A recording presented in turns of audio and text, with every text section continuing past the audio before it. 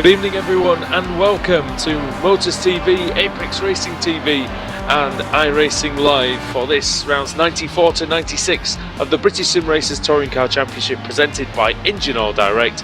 It's the showdown of the Pro Series and we're here at Canadian Tire Motorsports Park, most commonly known as Mosport, home of the Canadian Grand Prix in Formula 1 many years ago. I'm Andrew Woodhouse and I'm joined by Adam Bath and first of all iRacing World Championship driver Alex Simpson. Alex, it's a historic track, it's fast and it could be tricky for these Kia Optima drivers tonight. Oh, I love this track. This is going to be a great race tonight. It's quite narrow. You can get drawn onto the grass very quickly here, and looks like there's a nice big runoff area everywhere, but there really isn't. So if we see people just pushing a little bit wide, it's almost going to be their race done and dusted. No fast toes in the showdown, of course. Adam Bath, we had some chaos at Interlagos, my friend, and we could see some more today because turn 2 is one that's not easy at all, is it? It's easy to go off and hit the wall there. Yeah, turn 2, downhill over the top of a crest and then almost like Paddock Hill bend, and then, as Alex was saying, a short run to a concrete wall on the outside. But yeah, one of the craziest weeks I think in BSRTC history. I have to say that after the carnage that we saw in Interlagos, the championship that we brought to you when we left Interlagos has changed completely. At the end of Interlagos, Wojciech Savidovic leading by right at 113 points of Andreas Katz. That is now just 37 points. Savidovic was disqualified from race 2 for the incident involving him, Jamie Fluke and Sebastian Jobe. So Katz is now 37 points behind Savidovic, plus also Savidovic has got the back of a grid penalty for race 1. Kip Stevens is in 3rd, Alex Molemski 4th, Dan Hunt in 5th, and then the cars 6 through to 10 are basically the ones that crashed out in race 3. Rushworth in 6th, Sebastian Jobe 7th, David Baker 8th, Pete Newman 9th, Chepelewski 10th, and then Simon Field is in 11th. Andrew, it's a new racetrack, of course, for this series. We don't know how it's going to race, but Wojciech Savidovic starting at the back, he's got a lot of work to do to make sure he still leads the championship at the end of this race meeting. Yeah, you've read my mind there, Adam, and Savidovic is going to definitely have a job on. Alex, you don't really know much about starting near the rear of a 35 car field, but I bet you can imagine what Savidovic is going through at the moment. Yeah, I don't think he's going to look forward to this first race. He needs to have a good race though. He needs to get himself at least in the reverse grid places. If he can get sort of 15th, 16th, something like that, then he could actually be on for a really good second race. Just having a quick look at the AM or the ES Trophy standings at Rome at the moment, Richard Gore, Paul Smith, just 3 points separate those. John Roberts, they're 39 points back, so that's still very close as well. And look where Paul Smith and Richard Gore are, Alex, in qualifying as well. They are 2/100ths of a second apart. Well, there you go then. That's going to be great. I don't think, Adam, there are two more evenly matched drivers I think we've ever seen than those two. Well, I think especially the last 2-3 months. Well, I think it summed it all up in race 2. We saw that Interlagos, where we saw them both crashing together. That's how close they are on the racetrack. And yeah, race 3, they both got involved in that melee in race 3, and then crawled around at the back just so that they could stay on terms with each other. And and only 3 points separate them going into this race meeting, so that's definitely going to be another interesting thing to watch. Teams Championship though, Engine Oil Direct now 101 points behind. It was much closer than that when we left you last week. However, of course, Wojciech Savidovic's disqualification in race 2 means it's now 101 points between them and GT Omega, and that was pretty close at the end of the last race meeting. Stemson Racing in 3rd, 312 points back. Yeah, the Teams Championship, Alex, is very highly fought. Of course, that's where the big money is, isn't it? Yeah, exactly. That's really the one that everybody's going for. They're working hard to do that. It was an interesting little stat that popped up on Facebook. The 3 teams, how they're separated with their drivers, who's got what AM drivers, and GT Omega definitely looking the strongest of the whole lineup. These last rounds are all pro drivers, so they've definitely got the high ground, and I think it's Engine Oil Direct who have led all season, really. They're pretty much the underdogs now, with a good sort of 50-50 split between pro and AM drivers.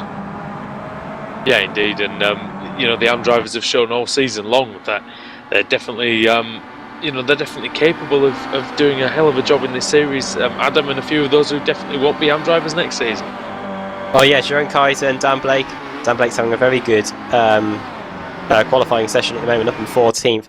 Those guys doing well, of course. And yeah, Jeroen Kaiser, is he shown as a pro? I think he is shown as a pro, but yeah, he started to come on form. He did a very good job at Interlagos. So yeah, Engine North Direct, even though they've got a fair split of pro and am drivers, they've done a fantastic job to make the showdown and go against the all-pro lineup of GT Omega. Yeah, because GT Omega, of course, they were seen to have had possibly the best lineup at the start of the season, and well, you know, it shows that the lineup isn't everything. You know, you can have good performances all the way through, but GT Omega, they've had a pretty good season so far. Alex, I mean, Michael Shellback's come in and he's done a very good job as a sort of, you know, just to rack up the points for them in the last few weeks.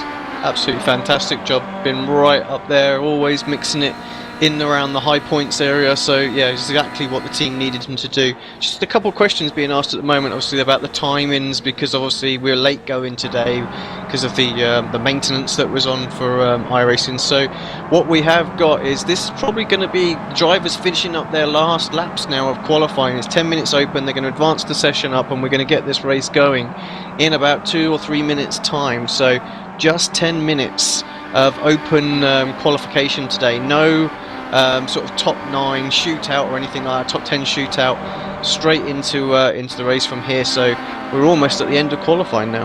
Well, the checker flag's just been thrown. We'll run you through the starting grid then for the first race of the evening. Andreas Katz on pole position, second in the championship.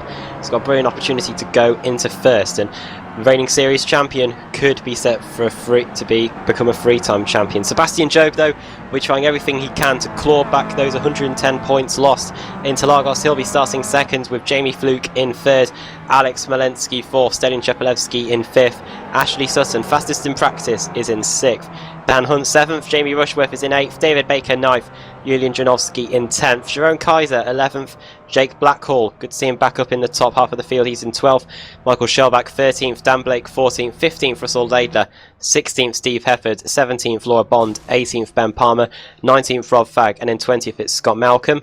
21st it is Colin Cunniff, 22nd Kip Stevens, he's third in the championship, 23rd is Lee Berridge, Pete Newman 24th, 25th is Andrew Whitehead, who nearly won race 3 at Interlagos, 26th it is Paul Smith, with Richard Gore in 27th. There you are, inseparable again, 200ths of a second as Andrew was saying between them. 28th is Lee Thompson, 12th in the championship, last in the showdown, but he's back for this race meeting. 29th Robert Plumley, 30th Stephen Burke, 31st Steve Richardson, and then a whole load of cars that weren't able to set a time, and some big names there. Wojciech Savidovic, he'll be starting from 32nd, John Roberts 33rd, Robert Graham 34th, and Simon Field 35th. 2 Engine All Direct cars there. Yeah, and that could be key. You know, Engine All Direct have been, like we said, they've been racking up the points all season, and well, they want to get as many on the board as they can in this race meeting. Alex, do you think the lack of practice will have disadvantaged anyone? It doesn't look like it, if I'm honest. It's usual suspects towards the top, so yeah, I think that's pretty much exactly what we expected. So we're going to the race in just a few seconds' time. We've just got about 5 seconds left before we actually go to the grid. Adam, is there anybody we need to look out for here? I mean, I know it's difficult to judge the form based on the fact that the guys just haven't had that much running here. Oh yeah, I think it's one of the most open races we've had in a long time. Kip Stevens, third in the championship, starting quite far down, 22nd position. Have we've seen this the last few race meetings, though. It's all about race 2 and race 3 for him.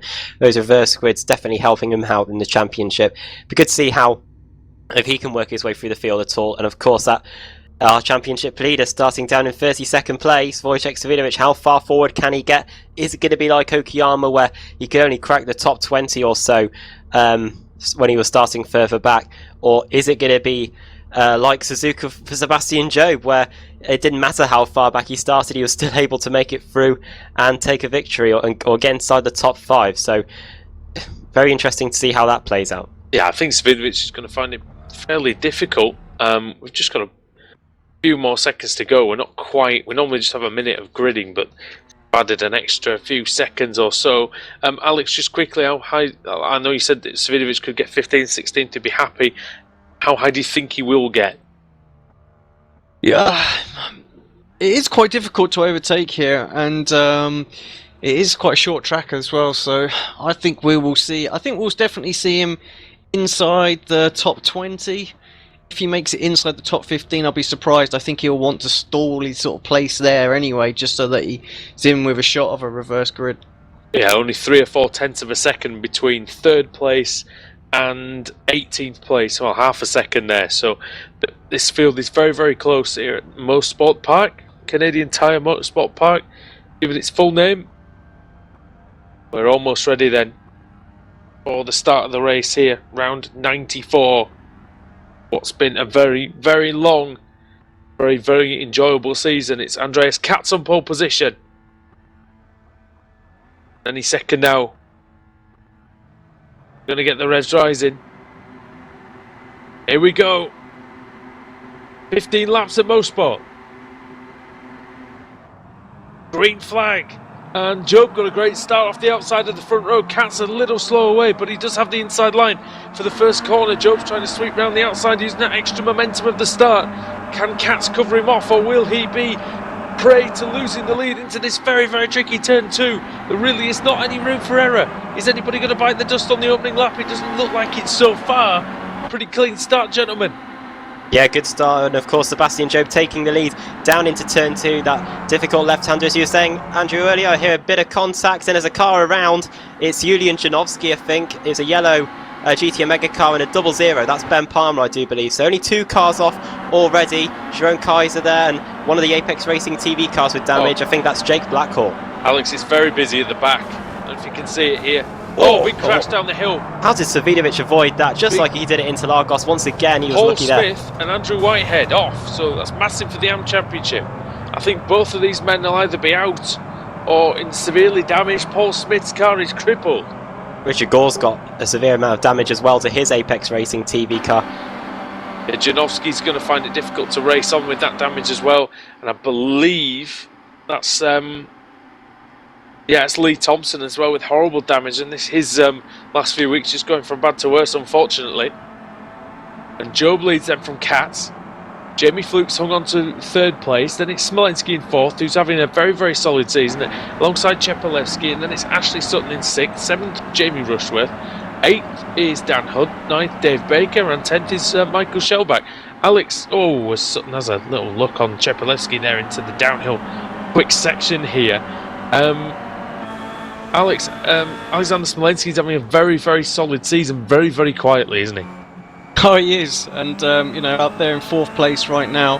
He could definitely be a contender at the end of this thing. It's such a stark contrast from last year. We give him some grief. I won't shy away from that, and he really has stepped it up this season and doing a great job right now. Yeah, and Ashley Sutton all over the back of Stelin Chepelevsky. Chepelevsky's another one, Adam, who hasn't really shone in terms of race victories or really being at the very, very sharp end of races, but he's definitely racked up the points and he's looking to do the same again. Yeah, I saw him as really the dark horse for the championship, of course, returning after a 2-season absence. Still yet to take a victory this season as Sutton swoops around the outside. Is he going to maintain that move? Sterling Chepelevsky still puts his nose in there, but Sutton will have the inside for the penultimate corner. That was very brave there, but nothing I don't think we didn't expect there from Ashley Sutton. He's now cracked the top 5. Yeah, no fear there from Sutton, and a lovely move round the outside of Chepelevsky. It's not really going to hurt Chepelevsky that much if Sutton actually gets past anybody else. Of course, Chepelevsky will then relatively gain positions, but Andreas Katz now looking to gain positions on the leader, Sebastian Job, and Katz, who had a bad second half of the season, now joined Eurochip Digital, and Job cuts across the front of the German's car, and there may have even been the tiniest little bit of contact. Sutton through into 4th as well. He's got past Smolenski, so Sutton wasting no time there. But yeah, Katz has been very close to Sebastian through the opening half of the lap. It's just through this section of corners now. Sebastian's able to get just enough of a gap onto the back straight so that Katz can't really slipstream up and get past him. But yeah, Ashley Sutton on the move already, up to 4th place after starting in 6th on the grid. He was fastest in practice, let's not forget, so he definitely knows how to get it done around here. Jamie Fluke now looking to try and get past Katz as we head round this right-hander. Battle further back as well. Sorry, your own Kaiser and Steve Hefford, Laura Bond. That is my mistake. So, a little bit of contact. Bond's going to run just a little bit wide. Is she going to save that out there? Oh, that's Just about. She loses a place to Blackhall and Laidler, but she does survive. That's Rob Fagg and Dan Blake through as well. But that could have been a lot worse for Laura Bond and for New Homes Digital there. Yeah, there's something going off a bit further back as well. Lee Berridge and Simon Field, just on board with Simon Field here as we turn into turn 1. He's up against the wall, but he's managed to get away with that one. But still side by side as they come through the exit of turn 1 there. Field started at the very back, Alex. Well, up to 24th, doing a great job already. And Wojciech Savinjevic is in 20th place, I do believe. Adam Lee Berridge 12th in practice, but didn't qualify amazingly well, 23rd. But Eurochip Digital, they're putting together a pretty strong side, and next season you would think that they're going to do a lot better. Yeah, Eurochip Digital, definitely. They've come on strong in this final third or so of the season. Of course, Rob Fagg took a victory at Watkins Glen and took a few more, I do believe, as well. And now they've got the big names of Andreas Katz on board as well, so they're definitely going to be one to watch if they stick around for next season. Also back at the front, Jamie Fluke again trying to get past, and at the same time Sutton's hounding the New Homes Digital car as we head through the right-hander again. It all seems to come together here in these final few corners of the lap, but no changes of position there. But Sutton's looking hungry already. We're going to start lap 5 here, and he's on the back of that New Homes Digital car. That's closed up quite a lot through that last section of the course. There's a couple of slower chicanes. Just putting a little bit of pressure on Job, but Job seems to be very quick in the fast stuff. But is he using up his tyres too quickly? We do have 41 degrees track temperature out there, Alex. Do you think that's going to be a factor here? Yeah, that's just above what sort of iRacing default weather they like to call it. So it is a little bit hot, but not too bad. I think that's probably about the ideal where you want. So tyres should last this whole run, I would think, no problem. But maybe the last lap or so might give them a little bit of grief. Adam, everybody very surprisingly well behaved. Yeah, only 2 crashes we saw there on that first lap compared to the melee that we saw in race 3 at Interlagos. And again, of course, it's only race 1, and in race 1 at Interlagos they were all behaved, and that of course didn't set the tone for the rest of the evening. Sutton using the curbs and even parts of that tarmac, small bit of tarmac runoff area on the exit of the curbs through that final corner there, down this long back straight. Fluke having to defend the inside line. Will Sutton try and pull off that? Though, Adam.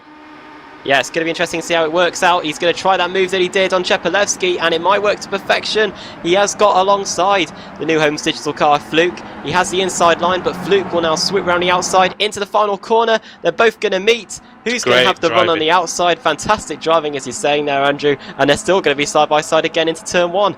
Wonderful combat, Alex, between these two guys. Inches away from each other, but clean as a whistle.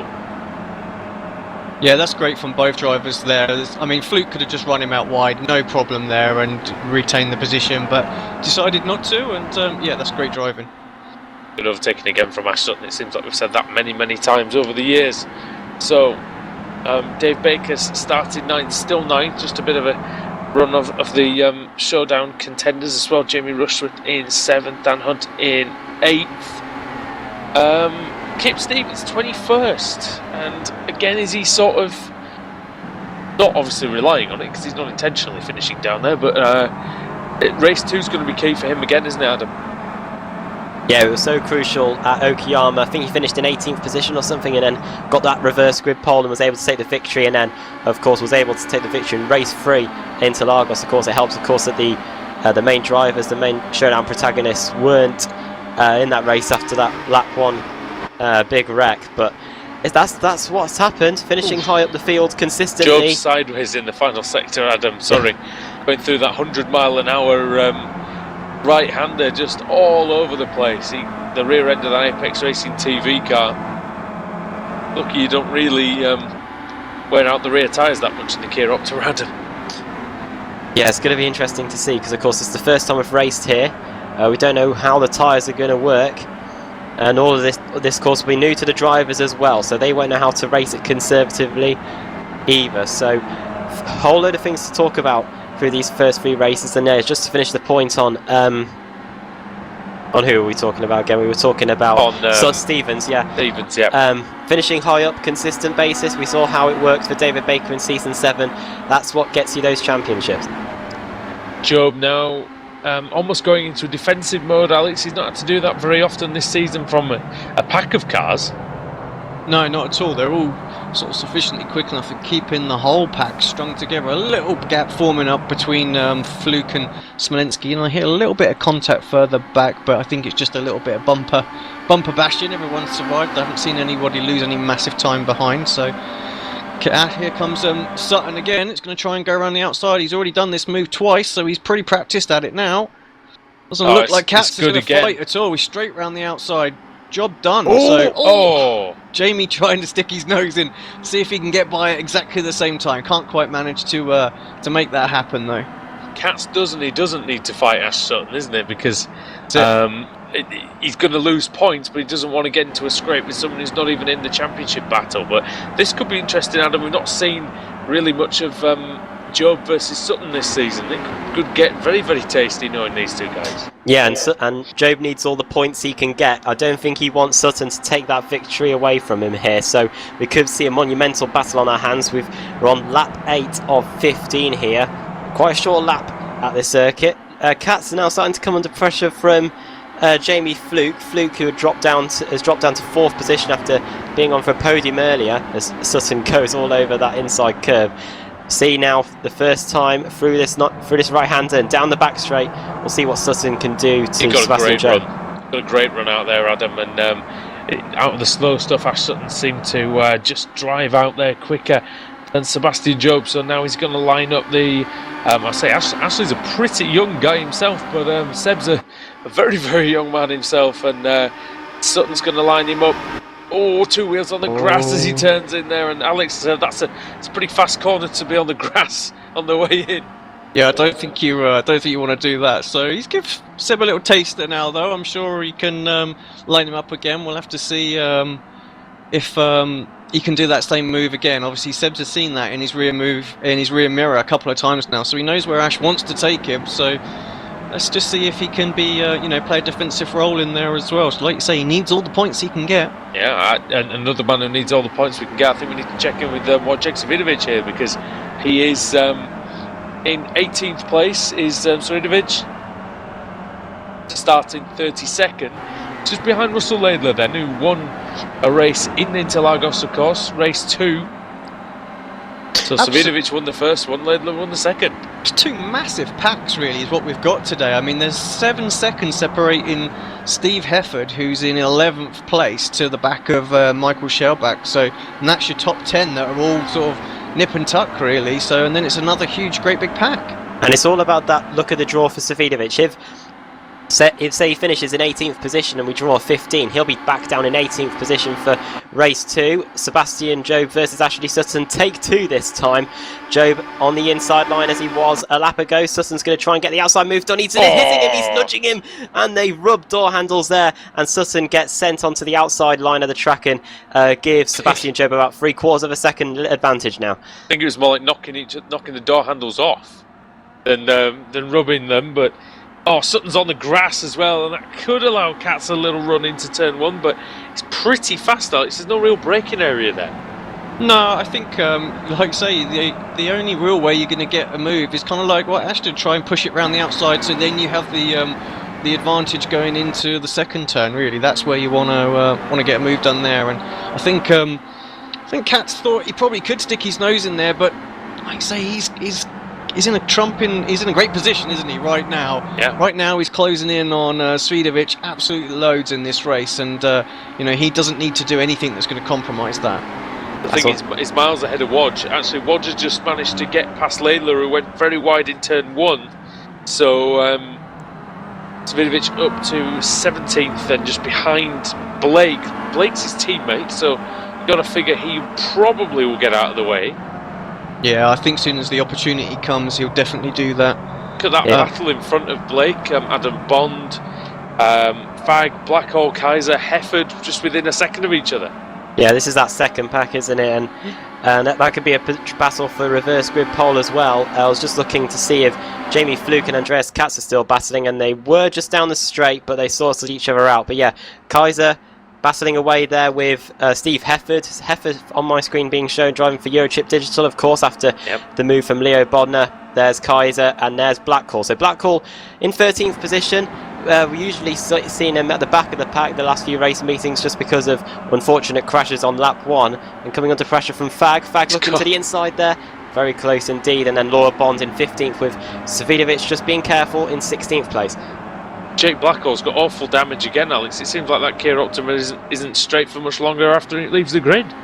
No, it's not. I mean, I don't think there's anybody had such worse luck. Is he going to pay his own? Is he going to pay his own repair bills? Yeah, well, that's it. I'm going to need to do that, I think. But it's not really. It's not exactly for the showroom, is it? That one. No, not at all. I mean, he's had such bad luck. You just think about his season since he's joined as well. Disqualified when he won. Yeah. You know, won a race, and he's been involved in some 1-2-3s, and then the rest of them have all been DNFs, haven't they? Yeah. It's like it's all or nothing. Seem to be having a dull afternoon, Jake Blackhall, but Steve Hefford, who took that fantastic win in the team race along with Andreas Katz as well. As speaking of Katz, side by side with Fluke, Jamie Fluke trying around the outside, trying to copycat Sutton's move from earlier on, but Katz stays fast. Always going to try and nearly. Fluke tried, and you know what? That's a great tactic. Try and make that move, but you're going to compromise yourself even if you do make that move work, as Alex Smolensky has a slightly bad exit out of the last corner that allows Stelian Chepelevsky, Jamie Rushford to close in. Dan Hunt is 8th. He's having a pretty decent race, starting 7th. Dave Baker is 9th after starting 9th, and Mikhail Shelbach is 10th after qualifying 13th. Jamie Rushford's been battling away with the 2 GTM Mega cars. He's been trying to get past Chepelevsky, but the moment he tries and puts a move on Cheppy, he comes under immense pressure from Dan Hunt. And Dan Hunt, who also got involved in the incident in race 3 at Interlagos. Dan Hunt sitting in 4th, 5th position in the championship. He wants to get those points as well, try and get past Alex Smolensky, but he's currently behind Smolensky on the racetrack at the moment. So this is probably going to change the championship positions quite a bit. Andreas Katz will probably go to the lead. Either that or it's going to be very, very close, with Savidovic currently being shown, as he was saying, in 16th place. That might just bring it single digits. Lead battle. Sutton jerks to the right. Oh, yeah. And tries to find any space on the inside of Sebastian Job. Job tries to go around the outside, and Sutton, very, very brave. And he's going to go for it in the last corner. That's brilliant, actually. Fantastic move by Sutton, and that's what Jamie Fluke tried. And Seb just left the door open that little bit and just invited the move from the Pete Newman media driver. Jake Blackhall looks like he's had a problem. He's just started tumbling down a timing screen, so just as we were saying how good a race meeting it was for him, he might be in trouble again. Effort as well, dropping down, so yeah, some problems there. They collided. But yes is the answer. Hefford just quarter-panelled badly by Blackhall into the fastest part of the course, and Savidovic gains 3 places. So that's Savidovic up to 13th place now, and I think we're probably going to see him carrying on leading the championship at the end of this first race of the evening. What do you think about that move, though, by Ashley Sutton? I can't tell whether Sebastian Job just gave it. It was a good move into that final corner, but I don't know whether Sebastian Job was as he hits him. I'm just going to disregard everything I was going to say. I didn't know whether he was playing for second place, but obviously not. No, not at all. I think he was defending that round the outside really aggressively. Thought to himself that if he could get his nose in front for the left-hand part there, it'd be okay. But yeah, just as he ducked back, Ash just sort of dived in there, and I think Job knew at that point he couldn't afford to aggressively defend that, otherwise he would end up getting smashed off.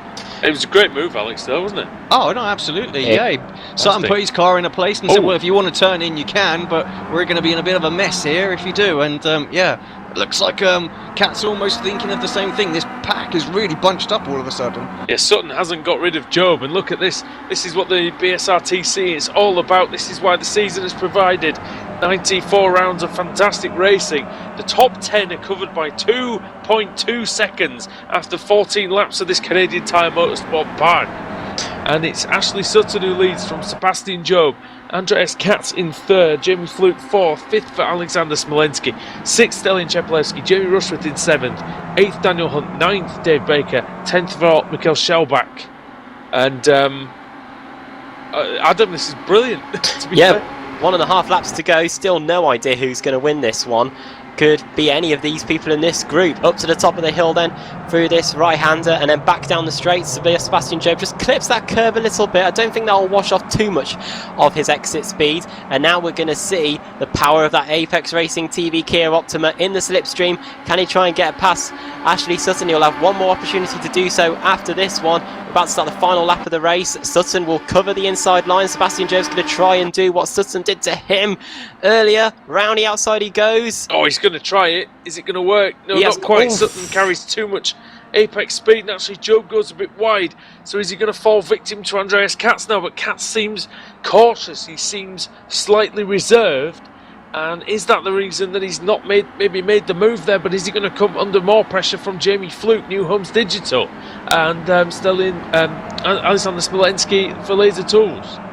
Here we go then, final lap of the race. In your shot you can see the top 10, all of them battling away here through the downhill left-hander at turn 2. Jamie Fluke trying to get that podium spot away from Andreas Katz. At the same time, Chepilevsky trying to get past Smolenski as well, and Smolenski trying to get past Fluke. So many battles here in this top 10.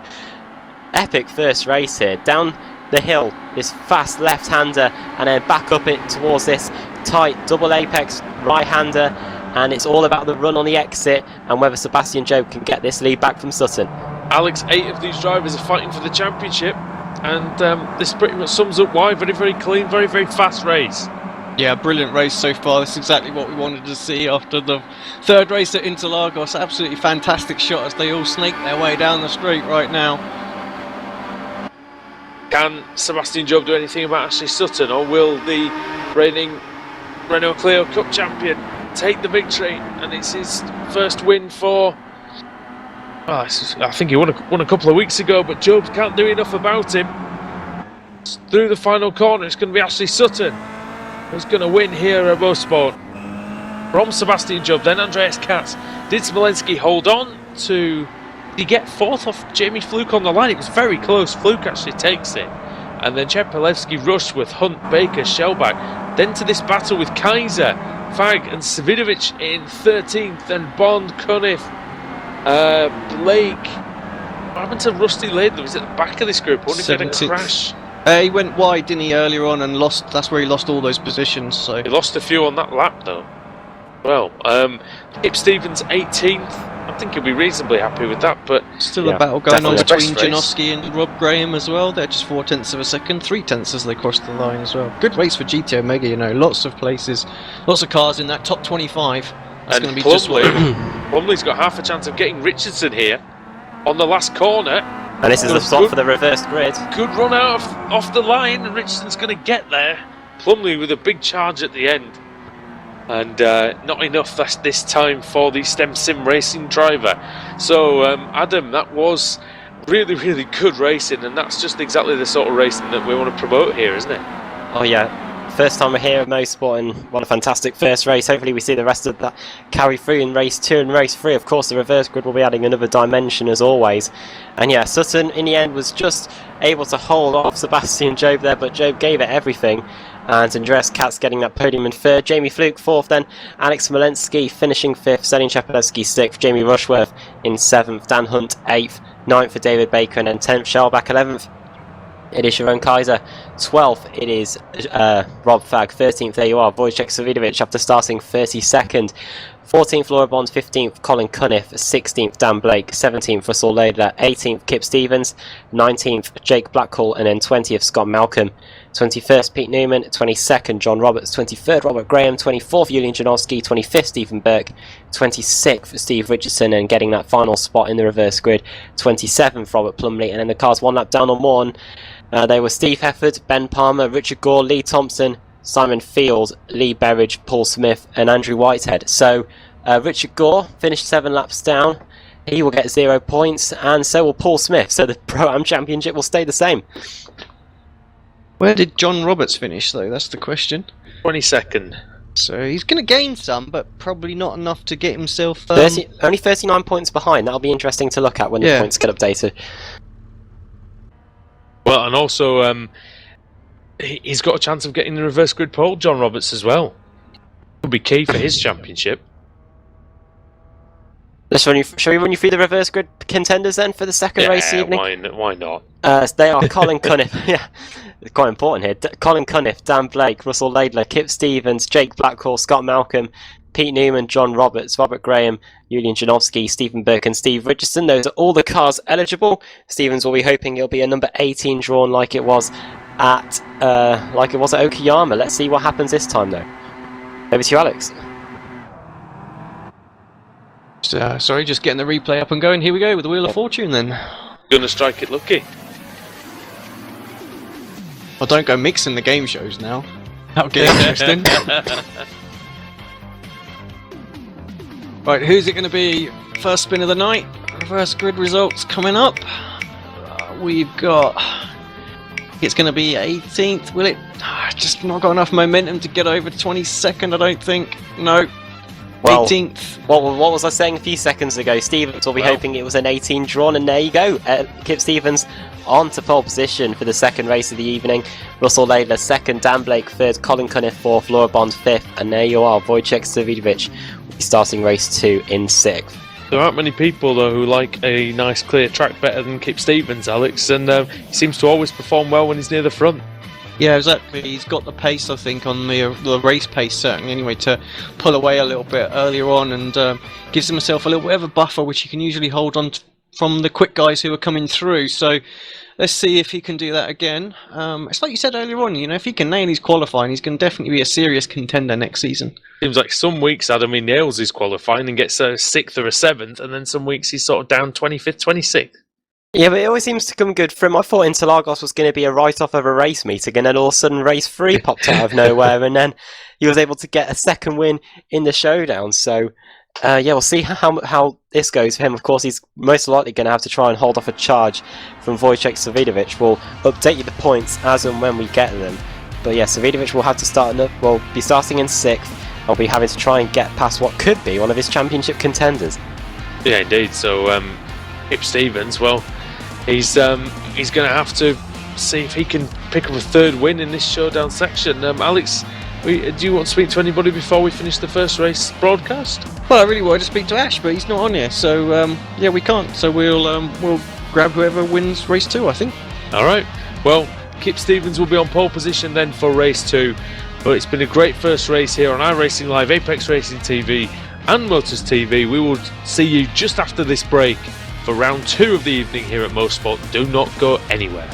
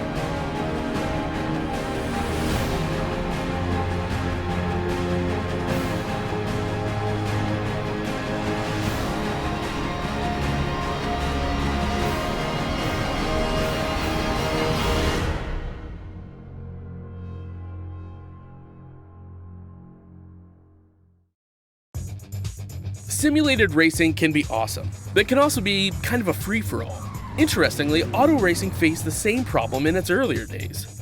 Whether it was on the back roads, the beaches, or the city streets, the racing was fun. But there was always a certain level of chaos and danger, until some folks came along and put some order to all of this. Stuff like official racetracks, regulations about weight and equipment, and enforcement of standards. That's what gave us high-speed excitement, fast-paced action, and photo finishes. That's when racing became racing.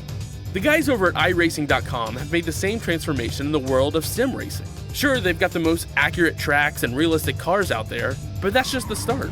See, iRacing analyzes the performance and results of each driver in every race, so you can be sure you're always placed in races where the competition will be tight, and that those reckless drivers who ruin it for us all are kept in the pits.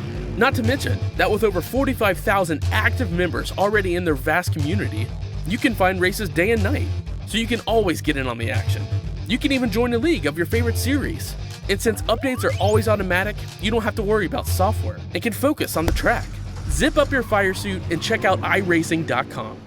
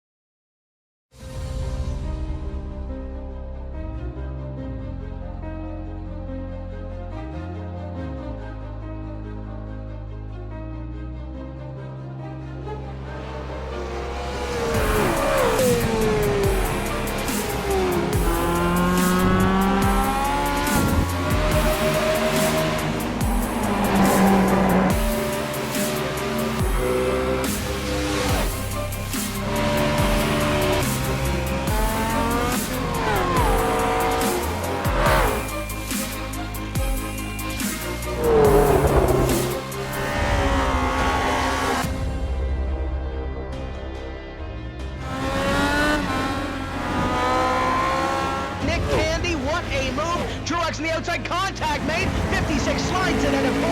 Who's going to be at the stripe? Dead even. Give it to Ryan Truex. Truex is your winner over Tandy.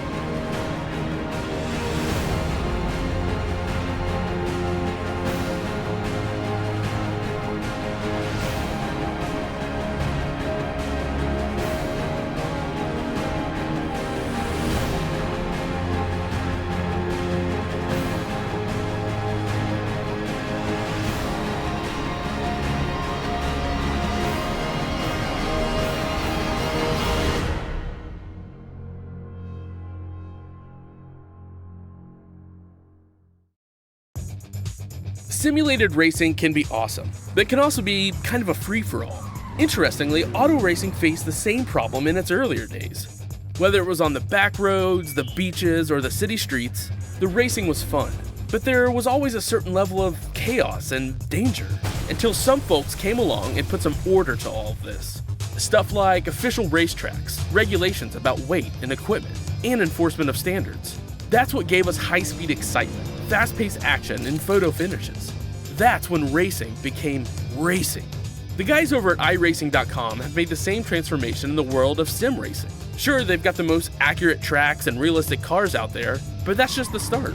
See, iRacing analyzes the performance and results of each driver in every race, so you can be sure you're always placed in races where the competition will be tight, and that those reckless drivers who ruin it for us all are kept in the pits. Not to mention that with over 45,000 active members already in their vast community, you can find races day and night, so you can always get in on the action. You can even join a league of your favorite series. And since updates are always automatic, you don't have to worry about software and can focus on the track. Zip up your fire suit and check out iRacing.com.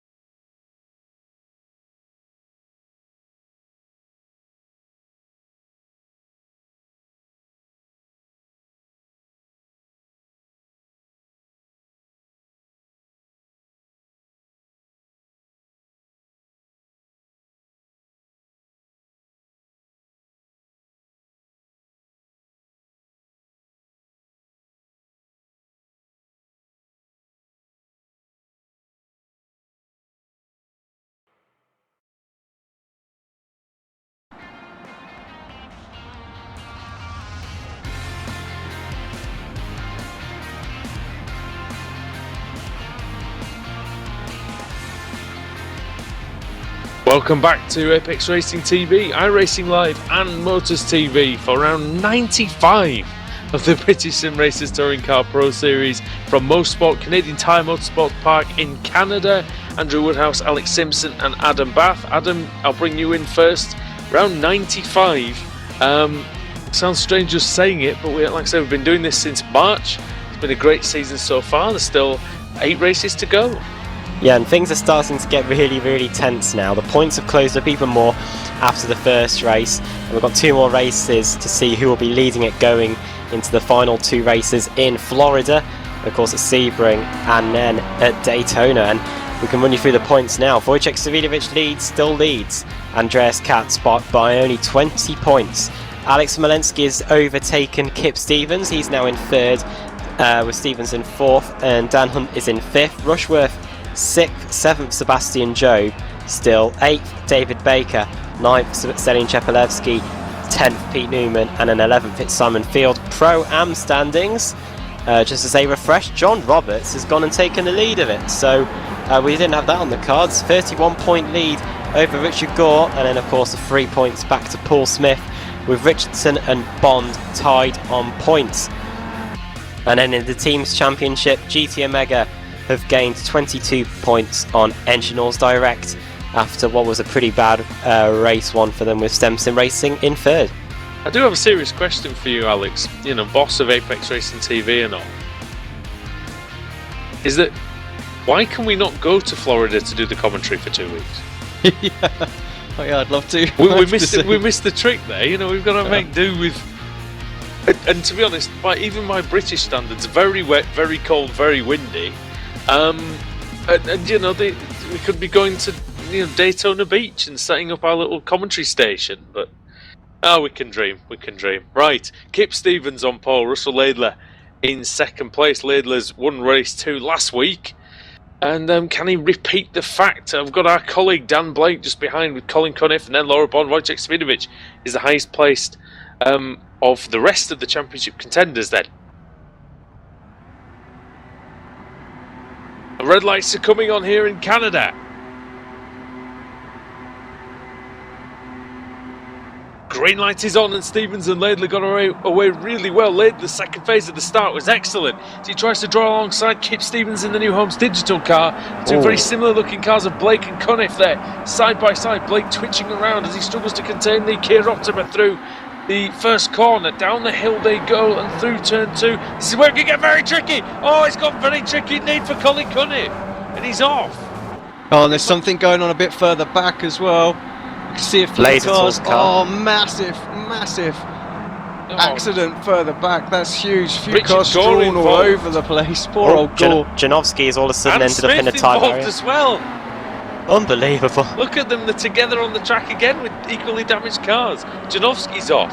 Yeah, he just took out one of our cameramen, and Lee Thompson involved again. He must be getting sick of this. Ben Palmer's off. And he's out. we're heading down. Andrew Whitehead, I think he just started from the pit lane possibly because he doesn't have any damage. Heading down the back straight then towards the final few corners. Stevens leads side by side Dan Blake and Laura Bond. Both of them in the AM Championship. However, Laura Bond is in the showdown, of course. Round the outside, Laura's going to try and go, but she's now got Wojciech Savidovic, our championship leader, and Russell Laidler all out of control there, going through the penultimate corner. Savidovic around the outside, and he's through. Yeah, it's a great move by Savidovic there into 4th place. Bond trying to defend from Rob Fagg, and Rob Fagg seems to have, these two seem to have been in combat quite a lot the last couple of... A bit of a whack there. As, and Laura very nearly collects Jamie Rushworth. Could have been disastrous for New Homes Digital, Alex, as Fagg sideways down the hill into turn 2. Yeah, Rob a bit aggressive there, but I think he had every right to. He was alongside well and truly. It looked kind of to me as if, Laura turned in a little bit too much there, I would say. Just needed to give another half a foot's room and perhaps could have tried to run it round the outside. Dave Baker finished 9th in the previous race. He's 10th now, so again consistent points. But is there a worry now starting to build for Dave Baker, Adam, that he's not really picking up the big points? Well, yeah, he's 127 behind, and he's the first driver over 100 points behind, so he's really got to do something. This rate meeting, of course, only one race win prior to the showdown period. It was all about the consistency for him. He did retire in Interlagos, didn't he, in race 3, and that didn't help him out. Of course, he lost quite a lot of points there. And Laidler, Laidler trying to go around the outside of Stevens into the 3rd to last corner. And Savidovic through into 3rd as well. Laidler's got a nice run out of the last corner. Is he going to set Stevens up here, Alex? Yeah, I think he looks that Savidovic could pounce here as well around the outside. Laidler's going to try and do it, though. Brave. Not sure he's going to have enough momentum. He's still sort of there. That might be what he needs. Kip trying to cover the inside line there, but just too late in getting over. Oh, careful. Oh, nearly a mistake from Stevens there. As that really is no man's land out there. And he was going for it into turn 3, and there's not enough room there, and he just gives Laidler a little tap. And of course, Stevens is fighting for a championship. Russell Laidler isn't really, and Stevens needs to try and get back past Laidler. He's fighting for the team's championship. Because he's got his championship rival, Wojciech Savidovic, right behind him.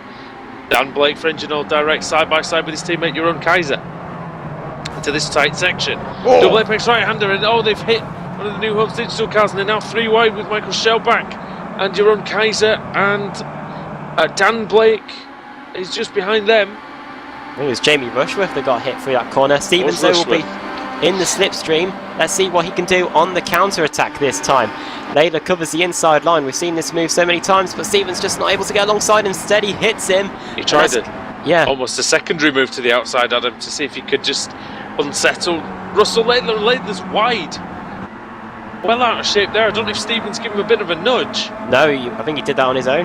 But it just means that Laidler does retain the lead, actually, through the final corner, as Stevens couldn't capitalise. Wojciech Savidovic then in 3rd place, and this is his chance, Alex, to really extend his championship lead.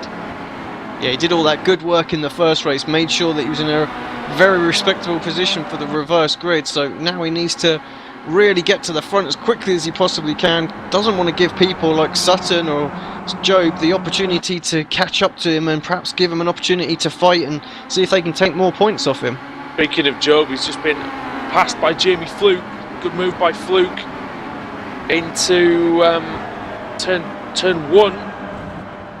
2 it was that he made the move. Oh, they're still side by side, actually. It's not over and done with yet, by any means. Job around the outside got a really good run, actually. Yeah, gets that position back. He'll get the draft off of Dan Hunt in front of him as well. And looks like Sutton's already on the move as well. He's right on the back of Katz right now as well. He's already done this move once this evening. See if he can do it again round the outside. As looks like Svidovic is doing the same thing as well. Svidovic is off, and is that Stevens off as well. Stevens into the fence, and that's... There could be ramifications for that. You don't know. And down the inside goes Shellback on Kaiser. Big trouble in Little China, it looks like. That was first and fourth in the championship coming to blows there. Let's take a look at that back. I think that's we need to see a replay and exactly what's happened. Yeah, exactly. Svidovic has had a replay, a penalty before. So let's just have a look, see what this is. That's why he had to. Oh, it's bad angle. That's why he had to find that rear guard action, Alex, because he already was penalised last week for a crash with Jamie Fluke of the same team, New Homes Digital. So, Alex, what have you seen there? Well, just having another little look, because the first angle we got, it was terrible shot, so we couldn't really pick out anything that went on. Hopefully this one will be a bit better. Let's just have a look, just waiting for the camera to flip a little bit. I think this is going to be the same angle, isn't it? No, it's not, so... I don't want to say it, but it just looks to me like Svidovic just walloped him. I think he was turning in. I think Stevens was perhaps running in a bit hot, didn't want to give him the opportunity to go around the outside of him, but it just looks like Woods just turned in on him there. That's one for the admins. I'm not calling anything on that one. I'm sure we'll discuss it more after race 2 as well. I don't have an opinion at all, but I think, it looks a bit like that. Well, Svidovic has had a problem as well. He's down to 7th place after going through a trip through the gravel. So he's now got to come back through the field, but not as much of a problem as Kip Stevens has had to suffer because he hit the tyre barrier. And from what I understand... Is he still in the race? I think he might be back in the pits. I'll have a look. Yeah, he's in the pits. He's in the pits. I didn't expect Svidovic to be suffering with disciplinary problems, but it seems like he is at the moment. Job very sideways into turn 2, really committing everything. His... the young Englishman. Great battle up front though. This is getting tasty between the top 3. Kaiser off. Kaiser off as well in the background there. That's going to allow Shellback to try and get a move done around the outside. That's going to be very good if he can get it to do it. That's going to be amazing because you do not overtake there. And Michael Shellback, brilliant. Fantastic move. For GT Omega Racing. Fantastic move into the double apex right-hander. But now is he going to come under assault from Kaiser down this long back straight then before this final sector? Baker is defending from Svidovic as well behind. I didn't know there was a grip on that outside of that left-hander. Kaiser versus Shellback then, and Rushworth. This has worked out brilliantly for Rushworth. He was sideways a few laps ago, but now he has the opportunity to possibly even take a race victory here, and this will do wonders for his showdown. He's now trying to get past Fag. Is it possible, Alex, that maybe with maybe Svidovic got on the marbles and he maybe lost the rear end? Yeah, that's possible, I suppose. There is a lot more marbles out there. I can see them, and just having a little look about between Chepelevsky and Bond as well. Kat's trying to get involved in it. You've got Dan Hunt in front there, and Job there all as well. Really tight pack. Job desperately to try and get by the GTO Mega driver. Needs to start making up places, and really seems to be stifled at the moment. Sebastian Job, of course, 80 or so points behind Svidovic going into this race meeting. I think it's good for him that Svidovic is down in 7th, but he's just overtaken Dan Hunt, so that is a position back for Sebastian Job. But this battle continues to rage here at the front. Just lost you for a second there, Adam. But yeah, Laidler leading, and look at this train, Alex, all the way down the back straight. Yeah, this is great. Laidler, we know how quick Laidler is. He's obviously won a race already in the recent weeks as well, so I have no doubts that he can win another. Rob Fag very quick as well. This is why Rushworth's not having an easy job trying to get past, and Shellback, we know how quick he is as well. He's coming on strong as well. Someone just got a little sideways. Laidler. Yeah. And Fag's going to try and sweep around the outside, and he's through, is he? Yes. And Kaiser nearly goes down the inside of Rushworth. What a move by the winner of Watkins Glen, Rob Fag. And again, Alex, that was very similar to what happened with Svinovic's car, just losing the rear. Oh, word. Yeah, absolutely. I think, I was just looking at Kaiser and Shellback. That move there that Kaiser pulled off compromised his exit massively. Oh, of course, the leader. Rob Fag is gone. And there's no man's land, and he just avoids a Oh, tyre he barrier does there. just about get the car stopped. Where's he going to rejoin? Right in front of this pack. Everybody's going to scramble to try and go around the outside of him. That's Dan Blake, the first car that he's come up against. He's got Chepelevsky just behind him as well. Going to be interesting though, halfway through the race. Rob Fag obviously was leading the race, so he's got the pace. Can he drag this group of cars up towards that lead pack and make it an even bigger battle? Oh, 3 wide, Bond. Yeah, Bond, Katz, and might Joe, have been said that got involved there, said Joe. And Joe's been able to gain quite a few positions there. He's just now on the outside of the top 10. He's up to 11th. Savidovic is back up to 7th after his altercation with Stevens. Baker now, Shellback now attacking Baker. Baker's actually made the move into 5th place. And Layla goes wide again.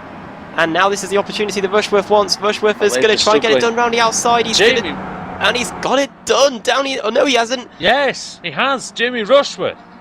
And now here comes David Baker to try and get past Kaiser. 3 wide down the front straight. Here we go. This could be messy. Dave Baker goes up the inside, but he sort of backs out, gets a little tap from Shellback. Top 6 covered by a face cloth. I was going to say a blanket, but it's not even that big. Laidless the rear end grip on that GTM Mega car is non-existent. Sliding everywhere. That allows Kaiser through into 2nd as Baker now tries to get past their Shellback in 5th. More contact I hear. Who is it involving? And there's a car going off, and it's Laura Bond. There's a few cars gone off there as well, actually. Noticed. Alex Malensky, championship contender. Wow. Colin Cunniff as well. And Jamie Fluke. Must have been quite a big one. So I wonder what happened here. Let's have a look and see. Oh, Fluke and Bond both lost it at the same time. Did they hit each other or slight contact between teammates? Oh no, that's ruined the race for Smolensky. He was again sideways on the exit. It was just trying to look at this on a replay now, see exactly what happened. So they're battling quite heavily just ahead of them. It's Bond that gets sideways. Fluke to the right, gets a bit of a slow turn 1. Bond comes around the outside of Fluke. Teammates, very, very close to each other. I think this is going to be it going into turn 2, isn't it? Just on the exit. Kaiser's up into 2nd as well. Oh, they nudged each other, didn't they? Yeah. Right, it took Smolensky out and Colin Cunniff as well. Oh, what a disaster. Right, teammates back to hitting each other, echoes of Lime Rock Park, Adam, a couple of seasons ago. Oh yeah, Alex Smolensky and Kip Stevens, and after that Smolensky had his car rebranded to have a hat of signs pasted all over it. Police tape and everything was all over that Elite Martini car as it was then. Recently branded into New Homes Digital, of course. And look at that, Shellback trying again on Baker, this time on the inside of turn. As Laidlaw's off again. Oh, Laidlaw's well off, and he's took Shellback with him, I think. As well. So the 2 GTM Mega cars have definitely got a very rear happy cars there. Kaiser now in 2nd. 3rd, it is David Baker for how much longer? Because once again, here comes Sutton. Kaiser's got 3 champions in a row behind him. Season 7 champion in the BSRTC and the Renault Clio Cup champion UK. Round the right-hander. Baker just gives it to Sutton, but he doesn't give it to Savidovic. Thought he was going to give that position up. Dave Baker just not... I don't know. Can you criticise him for maybe not committing enough there, Alex, in some of these situations, or is it the right approach? I think because he's not getting enough points, you know. I think that's the right thing to do. He needs to beat Wojciech, doesn't he? True. He doesn't need to battle Sutton. Perhaps he's hoping that Sutton, can sort of nerf Kaiser out the way. And round 2 or 3 from last week, Alex. This one. He does. Kaiser and Sutton. Yeah, he does, but not to a point where Baker can capitalise on the place at the same time. Well, what's the gap now? It is 2 and a bit seconds, I think, between Sutton and Rushworth. Yeah, Rushworth's away. 4.5 laps, though. How can Ashley Sutton close that gap down? We've seen the pace. Doubtful, but you never know. It'll be one to watch, definitely. He's going to be battling with Kaiser and Baker, you would think, Adam, for the next lap or 2 at least. And I don't think Rushworth's too experienced. And look at that Kia Optima completely undamaged to lose that position. As Kaiser now, he's got a great run in that engine oil direct car. The Dutchman going to go for the inside. on Sutton. Oh, it's close. Close to actually hitting the back of the Premium Media car. He spins the tyres slightly. Does Jeroen Kaiser as he comes around that fast right-hander. And Savinovic up the inside of Baker. And that's a wonderful pass by Savinovic. He's going to lose that position again. And this time Shellback getting involved. The German for GT Omega Racing. As I'm amazed about how much room there is on the outside there, and Savinovic has been using it brilliantly, and yeah, very nearly contact there between Shellback and Baker, and now Chepelevsky's trying to get in as well as Sebastian Jobu's a bit sideways there through turn 2. Adam, I don't know if you noticed, but Baker had to get on the brakes there to avoid Shellback. Yeah, and Shellback now trying to get through on Savinovic. And then there's Katz in 9th, and then Laidler in 10th, and 3 wide here. There's GT Omega of Hunt, there's Blake, and then there's the other Rob Fagg. Oh, Job's trying to go around the outside of Cheppy. That isn't going to work.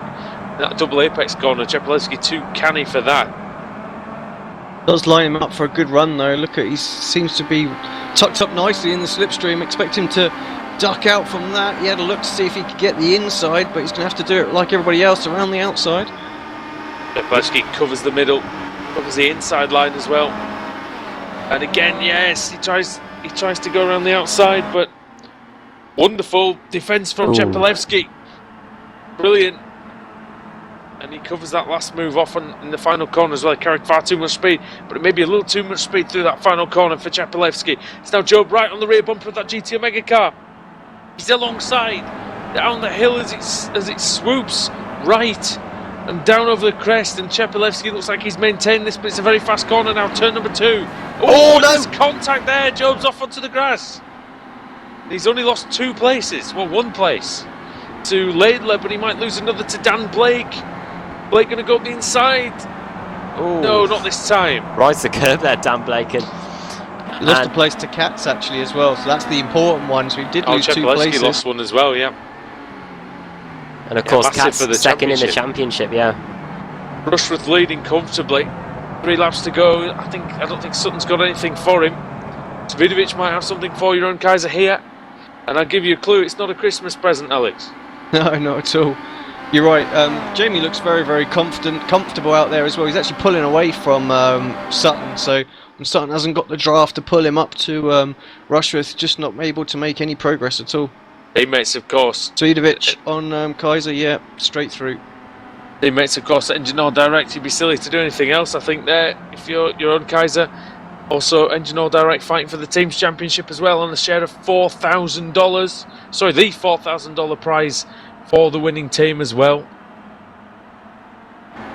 So then, top 14 is still covered by 10 seconds.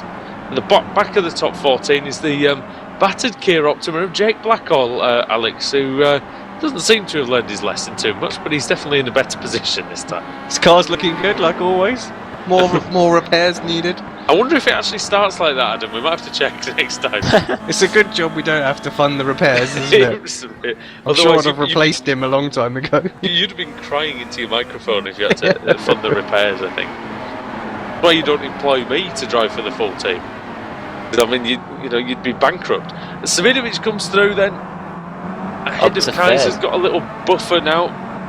Probably might be team orders as well, of course, those 2 Engine All's direct drivers. Jamie Rushworth, 1.6 second lead. Last time he won a race was pretty recently. He won race 3 at Okayama. 6 wins for the season 4 champion this season. And then that was only about 2 weeks ago. 10 races ago, something like that, yeah, less than that. So, he did have a drought before that though, didn't he? And we've spoken to him a few times this season about how he can turn sort of decent low top 10 finishes into race winning pace, and gets a bit of luck, gets a good run through the traffic, and Adam, it looks like he's heading to victory here as we head on to the last lap. Yeah, he hadn't even been on my radar for the second race, and it looked like he was in a bit of trouble at the beginning, had a bit of contact at the bottom of the long straight, and then when the incident with Stevens and Savinovic happened, he was able to get through. And then when Laidler started sliding all over the place, I don't know whether that was a result of tyres going off, but he was able to take advantage of that and has been able to pull that big lead. And Sutton's not been able to close it down, but Savinovic 6th through to 3rd, Kaiser in 4th, Shellback still in 5th, battling away though. Yeah, Sutton's driven really, really well. in this race meeting. I'd love to see him attack a full season with full commitment, but it's very difficult for him to do that. But yeah, I'd love to just see what he could do, Alex, because I think he is possibly the fastest guy out on that course. I'd love to see him do it as well, especially if he picks up a BTCC drive and he's a real driver on the grid. And I certainly want to get our Derek Palmer on there as well. I know he's going to have a chat with the lads, see if he can't get him on. So maybe next season we'll have a few real drivers on the grid as well. Here he comes, Jamie. Great. It's great news, and here comes Jamie Rushworth. Great news for him and great news for his championship as he takes round 95 of the season at Mosport. Ash Sutton, great drive from 18th on the grid to 2nd. Jamie Rushworth actually started 12th. Wojciech Savidovic started 6th, finished 3rd. Jeroen Kaiser 8th to 4th. Michael Shellback 9th to 5th. Dave Baker 10th to 6th place. Of course he did. Of course he finished 6th. Andreas Katz in 7th. Sebastian Job 8th. Stelin Chepelewski in 9th. And Rusty Laidler, who had tyre issues, a couple of excursions, in 10th. Adam, Rushworth just, he came out of nowhere and he started the season as one of the pre-season title favourites and doing the classic old Jimmy Johnson of feeling like he's using his veteran experience right when it matters at the end. Yeah, right at the very end of the championship, and we'll see if this can carry over to Sebring and Daytona. Rushworth, we spoke to him at Okayama. I think he said how much he loves racing at Daytona, especially on the road course layout where we're going. So that could be very interesting when we get to the final few races of the season. Paul Smith coming through to take the checkered flag. Both him and Richard Gore again.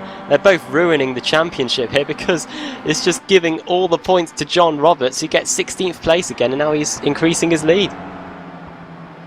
Yeah, and it was also a very, very bad race for Kip Stevens, Alex, after the collision with Svidovic. I mean, I wonder what's going to happen there. Yeah, nice reverse grid position for him, and nothing for it, so he'll be gutted with that, actually. Well, this could be interesting because the cars that we had so many cars out of the race, the cars that didn't finish will be eligible for the reverse grid, I do believe, and they do include the likes of Gore and Smith. So, no doubt will be 2 places apart no matter where they start, pretty much. So yeah. Well, that's if when it's a full reverse at least. Yeah, that's if it's 26. That's when you threw then the finishing order then from another great race here in the BSRTC. Jamie Rushworth wins his 7th win of the season.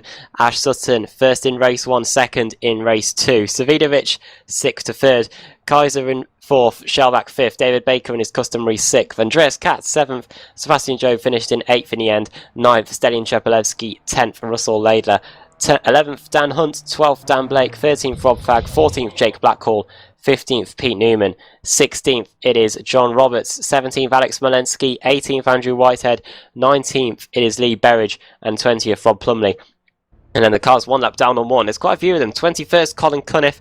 22nd, Jamie Fluke. 23rd, Robert Graham. 24th, Paul Smith. 25th, Laura Bond. 26th, Richard Gore. 27th, Kip Stevens. 28th, Steve Richardson. 29th, Stephen Burke. 30th, Scott Malcolm. 31st, Julian Janowski, who crashed out on lap 1, as did Steve Hefford, Ben Palmer, Lee Thompson, and once again, Simon Field.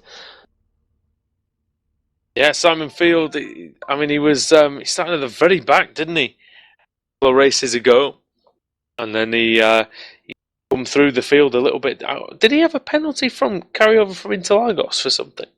Might have done. I do remember him, he might have been involved in a bit of contact there, so wouldn't have been surprised if he had a penalty for race 2.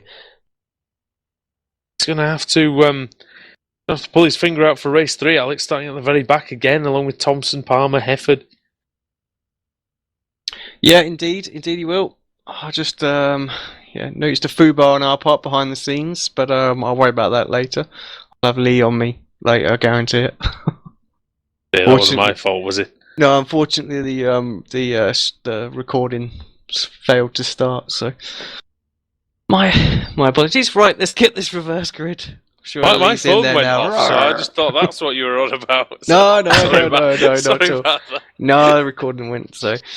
of course, just for those of you that are new to series, these are chopped up into little highlight sections, little segments that are then put on Motors TV.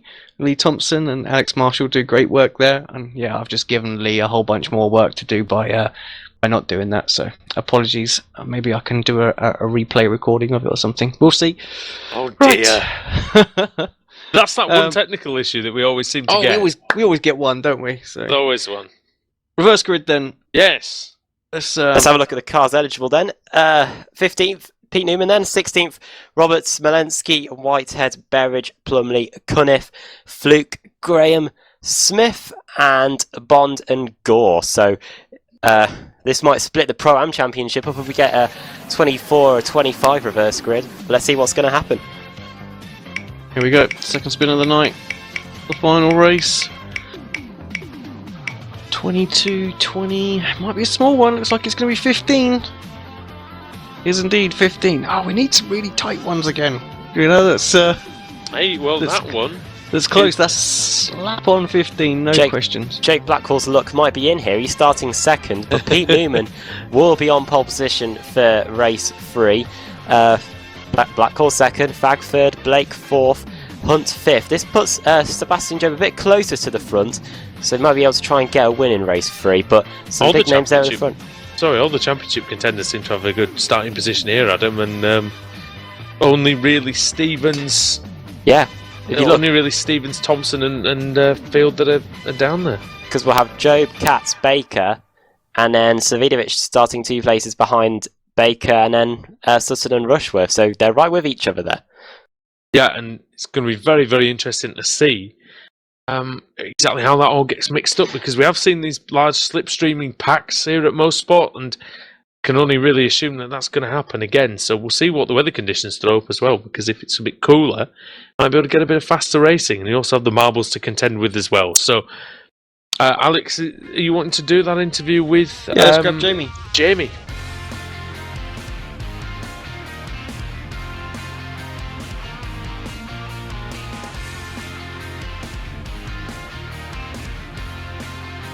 So, Jamie Rushworth joins us in the commentary box. Hello, mate. Hello. So, well done. It looked fairly easy in the end, but I bet it was far from it. It was far from it. The last 5 laps, yeah, they were fine, but the rest of the race was a challenge. So, I saw Wodge in front, and I knew that getting past him was going to be tricky. But luckily, there was a bit of a tangle. Well, starting in 12th, you must have thought maybe a top 5 was really the aim, but you had some good battles there. Yeah, for sure. The battle with Rusty and Rob was a lot of fun as well. And Jerome and Michael Solbeck. There was a lot of battles throughout that were a lot of fun. It was a lot easier to race. I don't know if it was the weather conditions or the reverse grid that mixed things up, but the racing was more fun this time than the first race, which was a bit of a follow the leader. We had a little reference to you sort of doing a Jimmy Johnson and kind of coming alive at the end when the big money's on the line. Do you feel confident going into the last the 7 races left? It all comes down to this, doesn't it? Yeah, absolutely. We've been putting in the practice for these last 5 weeks. The rest of the season was mostly about staying alive and getting into the showdown, and now I'm cracking on and trying to win it. Adam, you got anything for Jamie? Well, no, Jamie, you take a race victory here. This is going to help the showdown quite a bit, and of course, as you were saying back at Okayama where you took a victory there, you love racing at Daytona, so this championship looks like it might just be on for you here. It does. I was really concerned after the crash at Interlagos last week that I was out of it, but after this week I think I'm close enough that really anything can still happen at Daytona. So yeah, really looking forward to that. Yeah, you're only 69 points behind going into this race meeting. We'll see what the standings look like going into race 3, but of course finishing ahead of Savidovic will close the gap down a little bit, so all bets are off, and 69 points is still pretty close in the BSRTC. Well, yeah, absolutely. One crash, that's it. That's that gap closed. Because we've seen a few retirements recently, and we've also seen, a couple of penalties and things like that. And is it about just keeping your nose clean at this point? Yes, definitely. You don't want to be hitting. Really? Yeah, you don't want to be hitting anyone and getting a penalty for it, because that's the same as retiring. Yeah, and you could lose. You could lose over 100 points to the people you're trying to catch. And at this point, seems like a very, very big gap to bridge, doesn't it? It does, yeah. There's not many races left to make the points up if you do get a DQ or a retirement. I think tensions are going to rise all the way until the end. Jamie, thanks for joining us, mate, and congratulations again. We'll let you go and get ready for race 3. Cheers, guys. Jamie Rushworth there, Alex, and he's had a quiet season, hasn't he? But he's just been there. He's been there. He's been there. He's stayed there, and now he is there. Yeah, he's got a great chance. Yeah, very much so. I think, like he said, he's just sort of been doing what he needed to do to get himself in that showdown. Not really any much more, just enjoying his racing. And these final 5 weeks, he's going to put that little bit of extra practice in, and that's a couple of wins he's got now, some strong finishes. Like he said, he was gutted for the DNF at Interlagos. Without that, you look at the points now, and he would be absolutely right in the top 2 or 3. So. He, just watching the replay now, he got tagged in that race as well, which set him back a few places, but still did well to recover to win that one. So, yeah, it's on for a lot of people. I don't think the points have been. Well, look, they've been updated for us, but we'll get them on screen for you in race 3. I can quickly run you through them. Savidovic, yeah, Katz, 28 points, the gap between them, and then it is Rushworth now in 3rd. He's now leaped up 3 positions. He's 52 points behind. 1 point behind him is Smolensky, and then Hunt in 5th. Job is now up to 6th, but the big loser, of course, Kip Stevens, lost 4 places, and he is now 130 points behind. So you might say it is those top 6 that are going all out for the title now. Can I just say that if Smolensky hadn't have been taken out in that race, might be leading the championship now, Alex? Quite possibly. Yeah, he'd have been very, very close to it. Yeah, I mean, how many points? He's still got 50 points. Yeah, he's still got a fair amount of points, but you're right, he would have been a little bit higher up. He could have easily had a top 5 finish again. I mean, he would have been right on the coattails of probably had a 9th or a 10th or something like that. I mean, he wouldn't be leading the championship, but he'd be within 30 points or so. Yeah.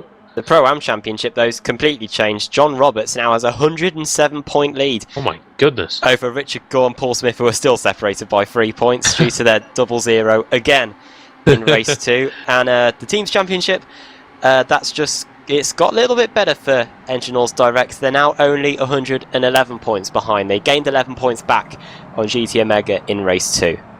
Alex, it looks... It's funny what you were talking about John Roberts. He's had a couple of... He's had a little bit of a run of bad luck recently, and then it all turns around in a couple of races. Suddenly he's well clear at the front. He's where he was earlier on the season. And this is why you must never give up. Anything can happen, anything can change, and fortunes, whether it be penalties or random just DNS because of somebody else's injury, you've got to stay with it, because look at how close this showdown is in both series. I mean, 1 DNF from John, and those 3 are nip and tuck all over again as well. So yeah, I mean, Steve Richardson and Laura Bond are not that far behind as well, to be honest. If they get some good results, they could be there as well. Laura Bond hadn't crashed in that race. She might have been right. She might have even got ahead of Paul Smith. She was right up there, of course, on the grid for race 2, and was right with Jamie Fluke as well, just outside the top 10, I think, when they had their contact. Yeah, and at this point, any contact, any DNF, any bad finish, as Jamie was saying, can really, really hurt you. So that is why it's just imperative that these races. It's imperative that you finish these races. And on that note, and on me struggling to get my words out, I think it's time that we move on to race 3. So thank you everybody for watching race 2 here on Apex Racing TV, iRacing Live, Motors TV, and we'll see you back here for the 3rd race of the evening, round 96 of the season. It's all happening, guys. You don't want to miss any of this.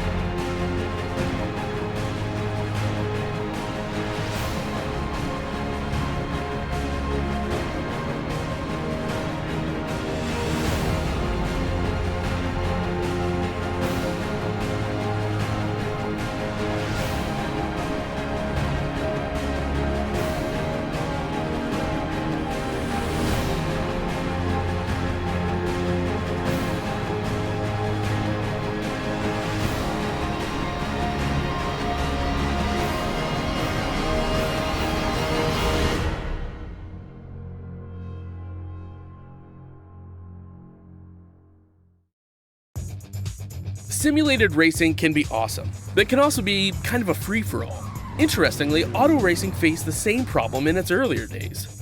Whether it was on the back roads, the beaches, or the city streets, the racing was fun. But there was always a certain level of chaos and danger, until some folks came along and put some order to all of this. Stuff like official racetracks, regulations about weight and equipment, and enforcement of standards. That's what gave us high-speed excitement, fast-paced action, and photo finishes. That's when racing became racing. The guys over at iRacing.com have made the same transformation in the world of sim racing. Sure, they've got the most accurate tracks and realistic cars out there, but that's just the start. See, iRacing analyzes the performance and results of each driver in every race, so you can be sure you're always placed in races where the competition will be tight, and that those reckless drivers who ruin it for us all are kept in the pits. Not to mention that with over 45,000 active members already in their vast community, you can find races day and night, so you can always get in on the action. You can even join a league of your favorite series.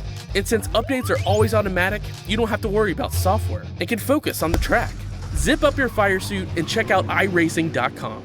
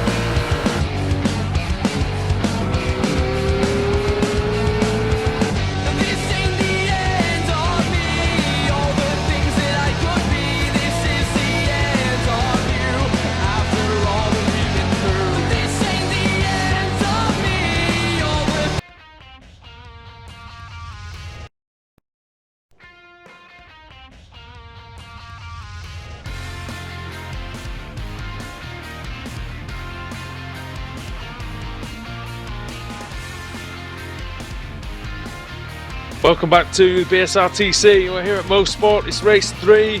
Pete Newman's on pole with Jake Blackhall, Rob Fagg and Dan Blake behind him, and we are just about ready for the start. 10 seconds to go. We're sorry for being a little late into this session.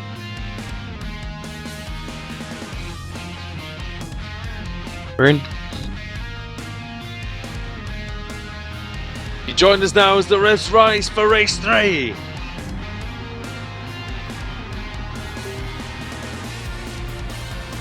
Green light is on and it's a terrific start from Newman. That's the best from the inside of the front row that we've seen so far.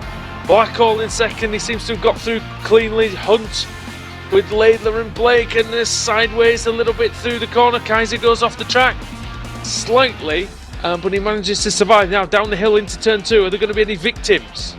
Anybody going in too quickly? Looks like we're all okay at the back. Good driving from these guys. A lot of the quick guys at the back as well. Thompson's there. Thompson's disappeared actually, I think. Is it on? He's crashed actually, and this just goes from bad to worse for him. Newman leading by over a second already. Bit of contact there between Chepelevsky and Katz. They sort each other out, and Shellback looking down the inside of Baker. Turned Baker round. Baker actually survives. Another 3 wide. Kaiser. Oh no, Kaiser and that's Pete Newman midi-car. Sutton as well. And Savidovic there as well. Oh, Savidovic just flew out the side. He was like being shot out of a cannon. Somehow survived at 150 miles an hour, Alex. Yeah, just seeing that from on board as well. That's just it's just crazy packed through there. This third race, always the one that just gets a little more feisty, don't they? Everybody's just trying to get them many points as they can. There's a crash on the Sebastian last corner. Oh, it's Job. Job into the wall. Job's into the pit wall. He's out, and he might be out of the championship. Just having a little look, see if we can get that on replay. Might Absolute not be far disaster enough back. for him, and I don't know exactly how that happened. It looks like disaster. It looks like Black Cats car? checked. Rob Fag's Cats off. Checked up, I think it was. I think it was Cats, and then let's get back to live. And then not Smolensky, 28. Chepelevsky couldn't quite Rob stop Fag. hitting Rob Fag. him in time. So, and then of course that turned him round into the tyre wall there. So yeah, you're right. That might well be it, done and dusted. Rob Fag got hit as well. Oh, and he's got hit again. He did go off in turn 2. Rejoined in front of Whitehead. Oh, and that's gone. Rob Fag's gone. Oh, and Newman and Field's been hit there by Richardson. Or Janowski, one or the other. I couldn't tell really. So Here comes Jake Blackhall then. Took a race victory at Watkins Glen.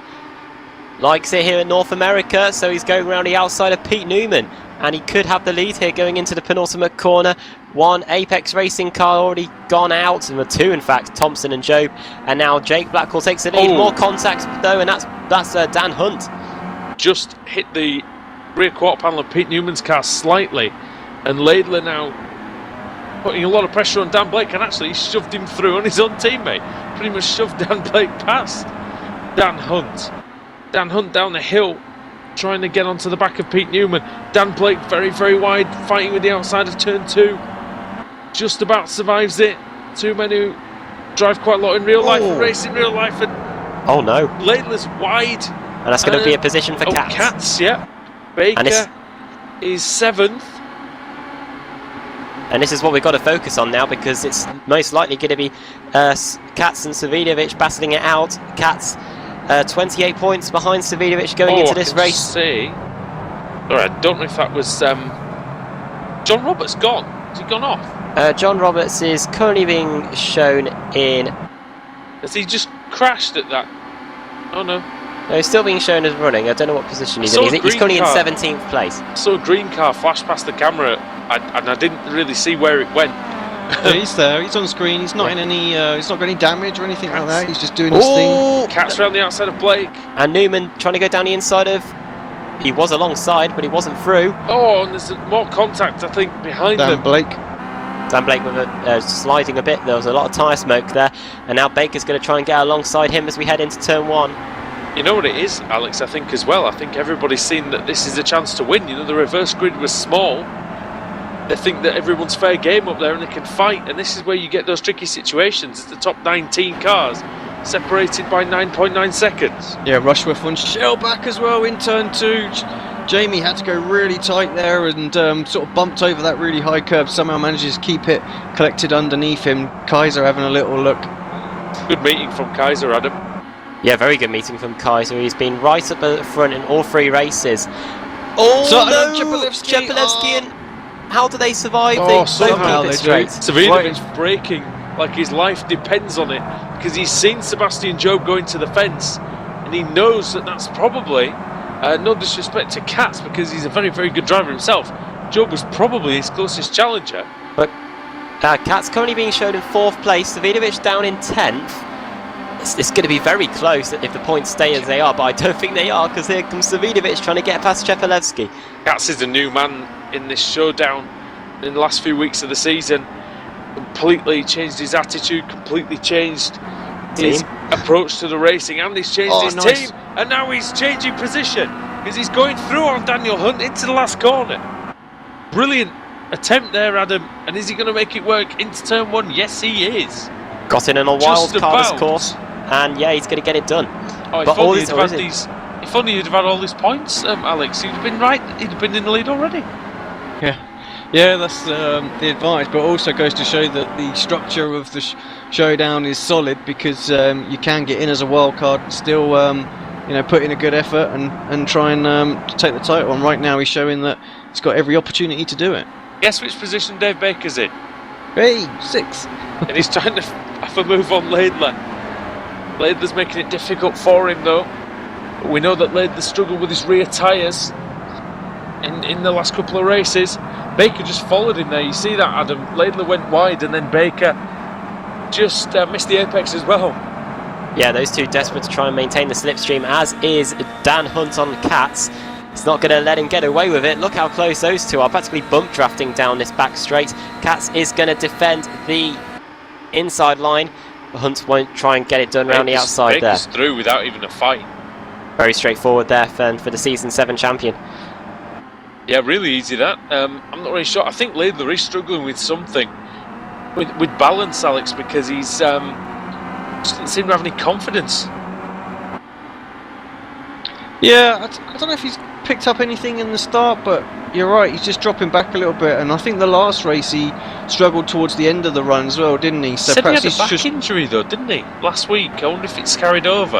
Yeah, possibly. I wonder if he's just trying to save his tyres a little bit more this time compared to the last one. He really struggled and just doesn't want to overheat him this much this time. Drop back a little. I see he's sliding around now as well. So you're right, he's struggling out there. Something not quite right. I mean, I'd love to be struggling only 2 seconds off the lead though, Adam. It's not a bad place to be, is it?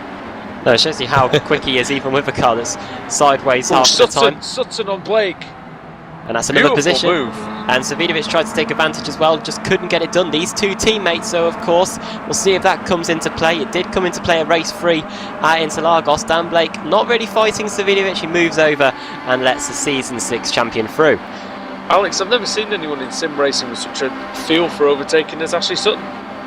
No, he's a talent, no doubt. I really hope we do see him on the BTCC grid because it'd be great to see him on there and on here. But The Daniel Ricciardo of BSRTC. so good on the brakes. That's the thing, and he's able to, just pokes his nose in there, and he's late on the brakes. And talking of poking their nose in there, that's Shellback on Dan Blake as well. Rushworth! Oh, massive! Oh, Rushworth gone. And that's another championship Roberts! contender. Oh, Roberts survives, just Roberts just about. no damage. Oh, that's somehow. Well, that's not what can be said of Rushworth and Shellback. Well, that's And another that one might gone. be Rushworth's championship gone. Just Well, in a blink of an eye. That's it though, because Oh, Katz is around as well. unbelievable. Oh, The just third been championship contender's He's on the gone. grass. Savinovic Just is been just tapped going by through. They're Baker, side I by think. side now. Tapped by Baker, wasn't he? Was he? His teammate in the VLN. Let's just have a quick look. Let's see that back. See Oh, now he's exactly going what down the happened. outside of Dan Blake. Well, I'm having a look back on the replay. We'll see what happens. Sorry, just Andreas trying to make positions back desperately. He's Right, got past just Blake, looking great at move. it now. It looks like Sutton had just got past him. So then they're going in. Is this the Pats incident? I think it was Hunt, wasn't it? Yeah, Hunt in the GT Omega car shoves Was it down it? the inside and then hits Katz. Katz doesn't sustain too much damage, does he? He carries on. Blackhall leads by 1 second over Pete Newman. Andreas Katz in third, then Dan Hunt. Dave Baker fifth, sixth is now Sutton actually. He's managed to get past Laidler on that lap. Vidovic in 8th, 9th now is Katz. Not sure what you're. Katz is in 7th. Sure, you're reading from Mr. No, Woodhouse it's there. fine. That was sorry, that was last lap scoring. Sorry. Oh yeah, we got Sutton now up into Apologies. 4th place. Baker 3rd, Laidler 5th. Savinovic now in 6th place. So he is the leader at the moment, really, of all the contenders. Katz is now going to have to try and hunt down Savinovic and try and get that place back. Yeah, just literally reading things. Jamie Bad Fluke for here on everyone. Smolensky, trying to pick his way up. I thought for a minute he was going to stick his nose in there and have a little move. That's a pretty tasty little battle. You got a couple of EOD cars there as well, and Dan Blake just goes a little bit wide and lets your own through, but tucks back in behind him to get the slipstream. Smolensky surely going to get a run here though. Yeah, he's got a nice run on Dan Blake. He's going to come to the outside, but Blake's got to run on his teammate Jeroen Kaiser, so he's going to use the slipstream to his advantage against the ball-getter in Smolensky. And can he get around the outside? It would be very, very brave if he decides to do that. He decides not to do that, and Jamie Fluke just slots in behind the two of them. Who would have thought, Adam, when you think back to Pocono and all the chaos he caused there and all the chaos he's caused in previous seasons, that Alex Smolensky would be turning into one of the safest drivers in the series? Oh yeah, he was racing for Team EGR then, and then moved to Laser Tools and got that win at Okayama, and ever since then he's become a formidable championship contender, and currently being shown in 11th position, could be about to get more places. So yeah, doing a fantastic job. Pete Newman is in second, Sutton now up to third. He's just got past Dave Baker, so Sutton up to third place. He got a first in race 1, a second in race 2. Could go even better than currently third in race 3. Something's happened to Richard Gore as well, as he's in the pit lane. Just an awful race meeting. Oh, he's had a crash with, is that 2 Laser Tools cars? Is it Graham and Malcolm? Scott Malcolm, I think. Sutton through into second now. Scott Malcolm and Richard Gore there, so that's big for the AM category. Gore's still in the pits, and I don't think he's going to get out in time to score any points. That puts the ball back in Paul Smith and John Roberts' court. Roberts looked like he got no damage, Alex, from the flying car of Rushworth, as he's now under attack from Stevens, who's made his way up to 15th. He's had a good race meeting. He's gonna defend. I wonder if he needs to think about his own championship at the moment. He doesn't want to lose this 100-point gap. Doesn't want to keep the position though. 15th place is still pretty respectable when you've got Paul Smith in 19th and Richard Gore all the way down in 31st. He's ahead of Laura Bond as well. We've got to make sure. Oh no, he's not just behind. Sorry. Got to remind everyone, Alex, he's fighting for $500 here. Yeah. You don't want to throw that away just to battle with Kip Stevens, but because Stevens is trying to win his own championship and he's fighting hard. He's obviously pushing hard as well. From the league admins, of course, largely responsible, Adam, for putting this great series together. Is Kip Stevens. Yeah, and he wasn't in a shot of a championship. He's dropped to 7th in the standings after what happened in race 2 of him and Savidovic. That as Katz hits Laidler, just a little tap through that right-hander, and Savidovic, I was just about to say, might be racing under a cloud here. He got a penalty in race 2 at Interlagos. Who's to say that he might not get a penalty for that contact with Stevens in race 2? He might not. I mean, I don't want to make the stew's decision for them, because that's definitely for an unbiased opinion, but you never know, he may have to lose some points there as well last week, and he would have been well in front, Adam. Yeah, he had a 113-point lead, practically lost 80 points as a result of that disqualification as Katz knocks down the inside, but no way through. It's almost impossible to pass there, Alex. It's that high curb as well. It means you can't really go to the inside as far as you'd like. That's it. You got to get Carl alongside before you go in there if you're really going to make it work. We've seen Sutton do it time and time again this race, so that's what you or this race meeting. That's what you're going to need to do. Katz is going to have to get a good run off Laidler. Can Ash Sutton catch Jake Blackwell, Adam? He's 1.5 seconds behind him.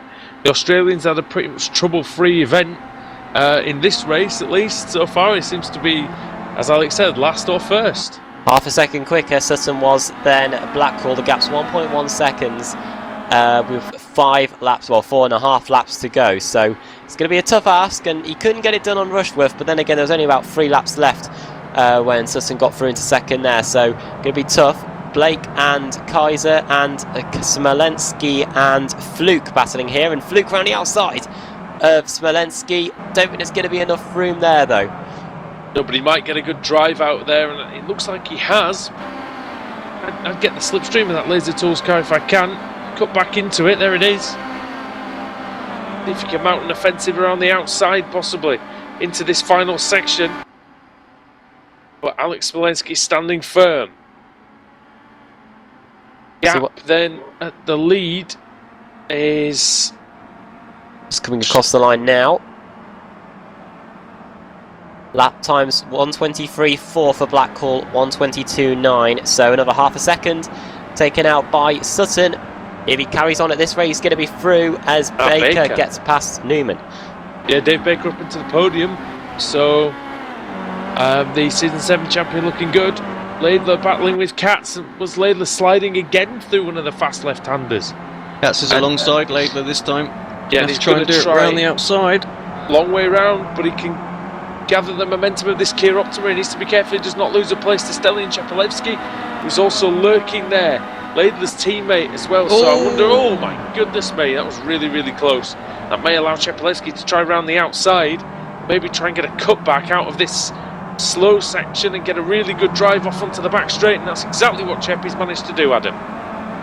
Yeah, Chepelevsky, GT Omega, and Katz is in a GT Omega sandwich here. See if he can hold on and possibly even get past Laidler, but it looks like Chepelevsky might be getting a good run with that damaged car down the straight, but it looks like he can't do anything with it. 0.2 of a second, the gap between Blackhall and Sutton. That didn't take long to go down, and now Blackhall's going to have to try and defend for 3 laps. But can Sutton get through? Can he get through cleanly on Blackhall?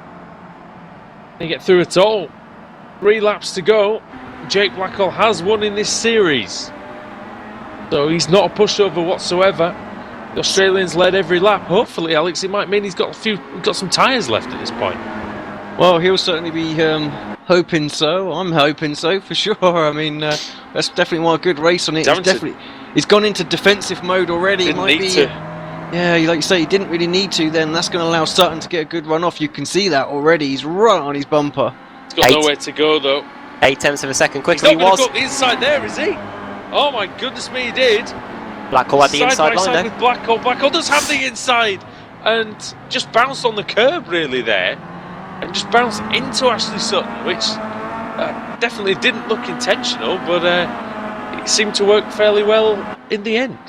Yeah, well, both drivers have got to be careful there because they've both picked up a bit of damage. You can see that on front right of Sutton's car, and Blackhall's got it on the rear there, so it wasn't a particularly hard contact, but it could have easily done some sort of toe or tracking damage there. It could affect these guys and scrub another half a second of lap pace off, and you got Dave Baker thinking in 2 laps time that he could be sniffing a win instead. Well, 0.3 of a second is the gap. Now, coming out of the final corner, we're going to get 2 laps to go here. When we get to the line, David Baker, Pete Newman, can they close in? We'll see what lap times they did last time around. They lapped a second quicker as a result of that contact between Blackhall and Sutton. Sutton's going to close up a course and try again. Katz and Laidler battle still rages on as well behind. Katz having a look at the inside of turn 2. It's being squeezed to the inside there. Chepelevsky might get a run on the outside. No, Katz covers that off. Katz is on the grass. And this could be important, of course. We don't know how close the championship's going to be at the end, but Savidovic is 2 places in front of Katz, and I think he desperately wants to get past Laidler so he can minimise as much damage to that point gap. Jamie Fluke closing on Smolenski as well. Yeah, the points gap. Well, can Dave Baker get any more positions as well? That's the thing, what we need to ask ourselves. Here comes Sutton, and we haven't seen Sutton try and move down this straight in race 3. We saw it work to perfection in race 1. See what's going to happen this time. Blackhall, will he cover the inside line? No, he keeps it in the middle, moves over pretty late, but Sutton's going to go for it anyway. Yeah, Sutton's through. And he's done it, yeah. Yeah, sorry about that. Just distracted by something else, but actually Sutton not distracted by anything. Takes the lead over Jake Blackhall. That must be absolutely gutting for Blackhall, Alex, because he's done a perfect race. Yeah, so he's got 1 lap just to look. If he can stay with Sutton, he might have an opportunity to run around. He's seen exactly what he needs to do in order to get this move done.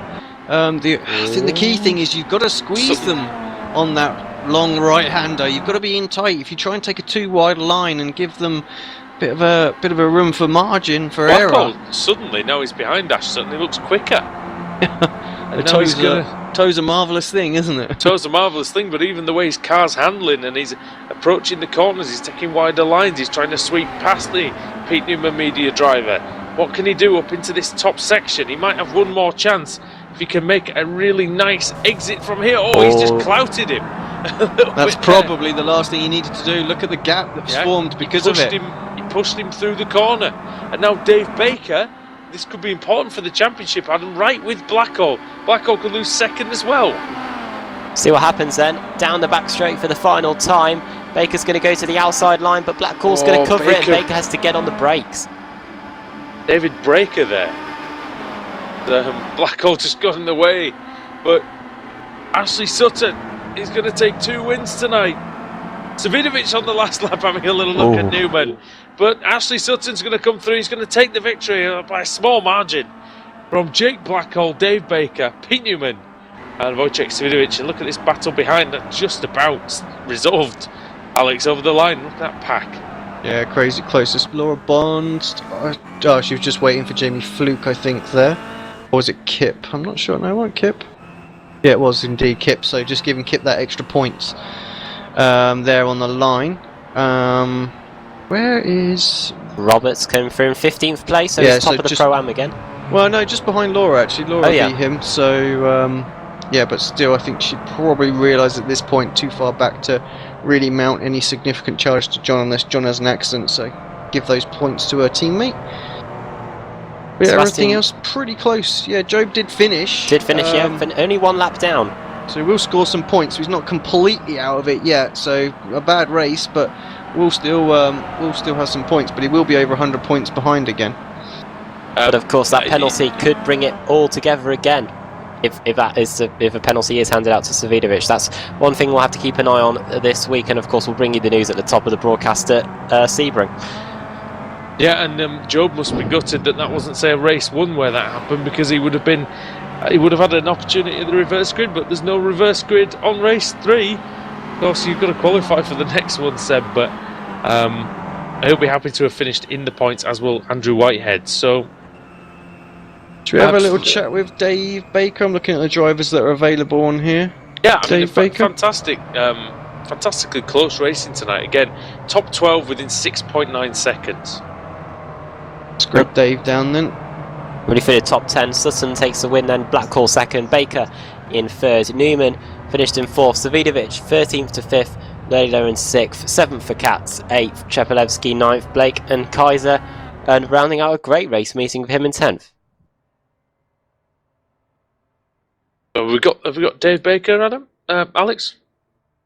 Yeah, We have. Yeah, you do indeed. I'm deaf as well as stupid. Dave, welcome. Hi there, guys. How's it going? It's good. What a great fight back then from 10th to 3rd. You must have thought it was going to be a tough ask out there when you started behind all those championship contenders. I've been behind everybody's bumper for the previous 2 races, so to make it forward in one was nice. I think I had a 9th, a 6th, and a 3rd, so, in the right direction. Quite a few people have come a cropper in this showdown. We're saying to Jamie Rushworth earlier on, who actually, unfortunately, the same thing happened to him through DNFs, through penalties, maybe more penalties handed out after this one. And I've got to say, I did question earlier on whether you were maybe being a little cautious in places, but it looked like it's worked pretty well in the end for you tonight.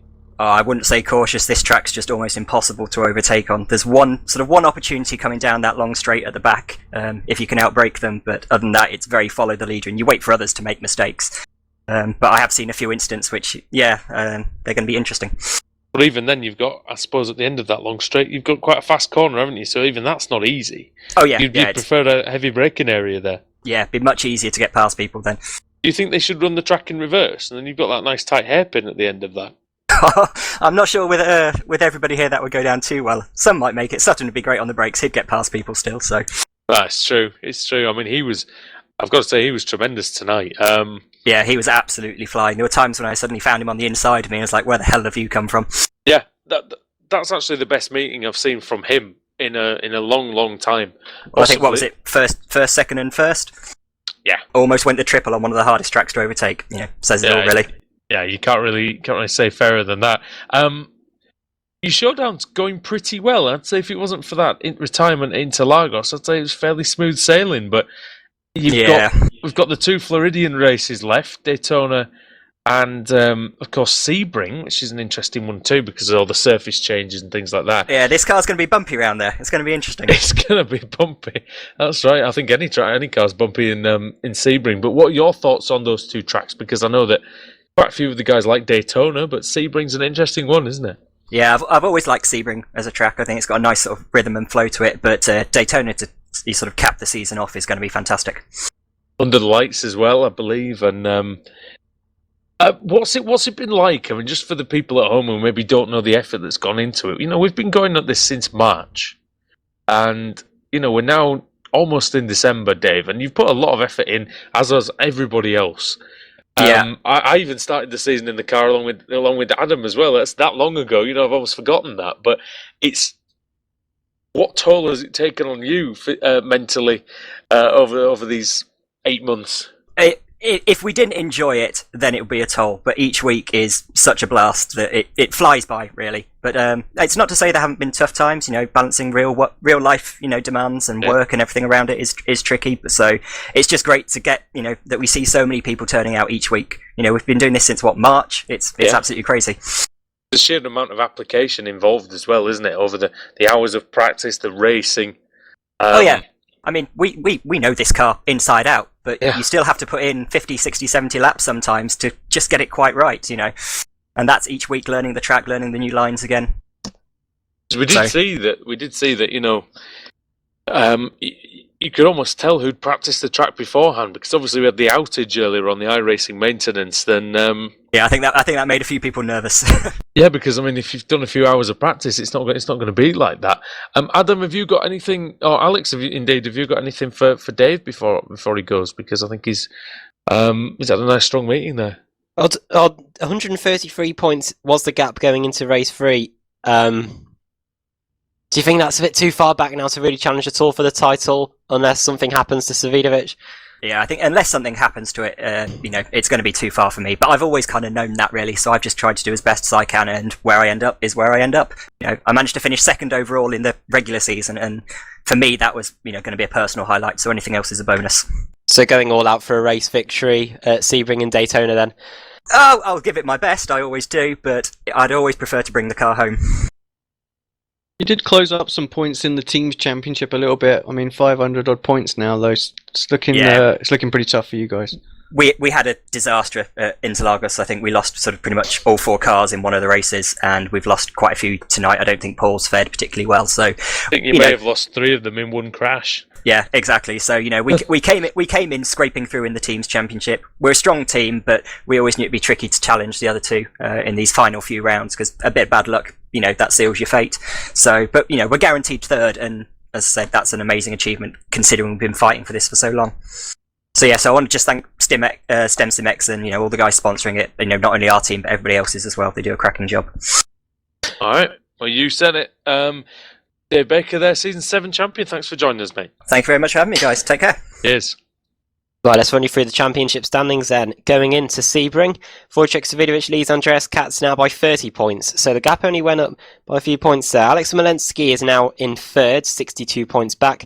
Sebastian Job is in 4th, 118 points back. It's almost the same as at the beginning of the evening. David Baker, 129 back in 5th. Kip Stevens in 6th. Jamie Rushworth 1 point behind in 7th.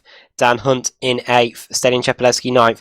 Pete Newman in 10th with Field in 11th place. Then running you through the Pro-Am standings, John Roberts leads Paul Smith by 114. Laura Bond is in 3rd. Steve Richardson 4th. And Richard Gore now 180 points back in 5th position. I think he scored 0 in all 3 races there. And the team's championship, I do believe, is yet to be updated because it shows that GT Omega is 23 points ahead of Engineers Direct. I don't think Engineers Direct had that good of a race 3 to close that gap down. But yeah, they're interesting in the Pro-Am Championship there. And in the Drivers' Championship now, we've started to see a gap form. Savidovic and Katz to Malensky within striking distance, and then Sebastian Job that way back in 4th place. Yeah, and it's going to be difficult for some of those guys now who are sort of, 100 or more points back, because, in the regular season they were sat on sort of 6,000, 7,000 points, Alex, but 100 points, now with 6 races to go, it's very, very tough, isn't it? That's it. There really isn't an awful lot of time left. We were saying, it's a long season, plenty of time to go, and anything can happen, but yeah, now it's not so long now. They need to score maximum points as quick as possible, make 0 mistakes. The mistakes now are really costly. Time of saying, there's a long time left and it's a long season is over. It's been a long season and we're very near the end of it. Is there anybody else you want to grab? John Roberts has had a great night, so maybe we should speak to him. Yes. He's just gone. Typical. He's just gone. He must have heard his name and buggered off. Yeah, we can drag him. Oh no, he's not. He's up there. There he is. You thought you could run away, John, but we've got you. Damn you. John Roberts joins us in the commentary box. What a great night for yourself. Yeah, thank you very much. It's been a very consistent night. Kept out of trouble. Good evening. We can hear us in the background at the moment. Hang on, I'll turn it off. All right. 114 points is the gap. You went into the race meeting in third, and now you're leaving it with quite a commanding lead in the Pro-Am Championship. Yeah, thank you very much. John Roberts is the new Kimi Räikkönen, by the way.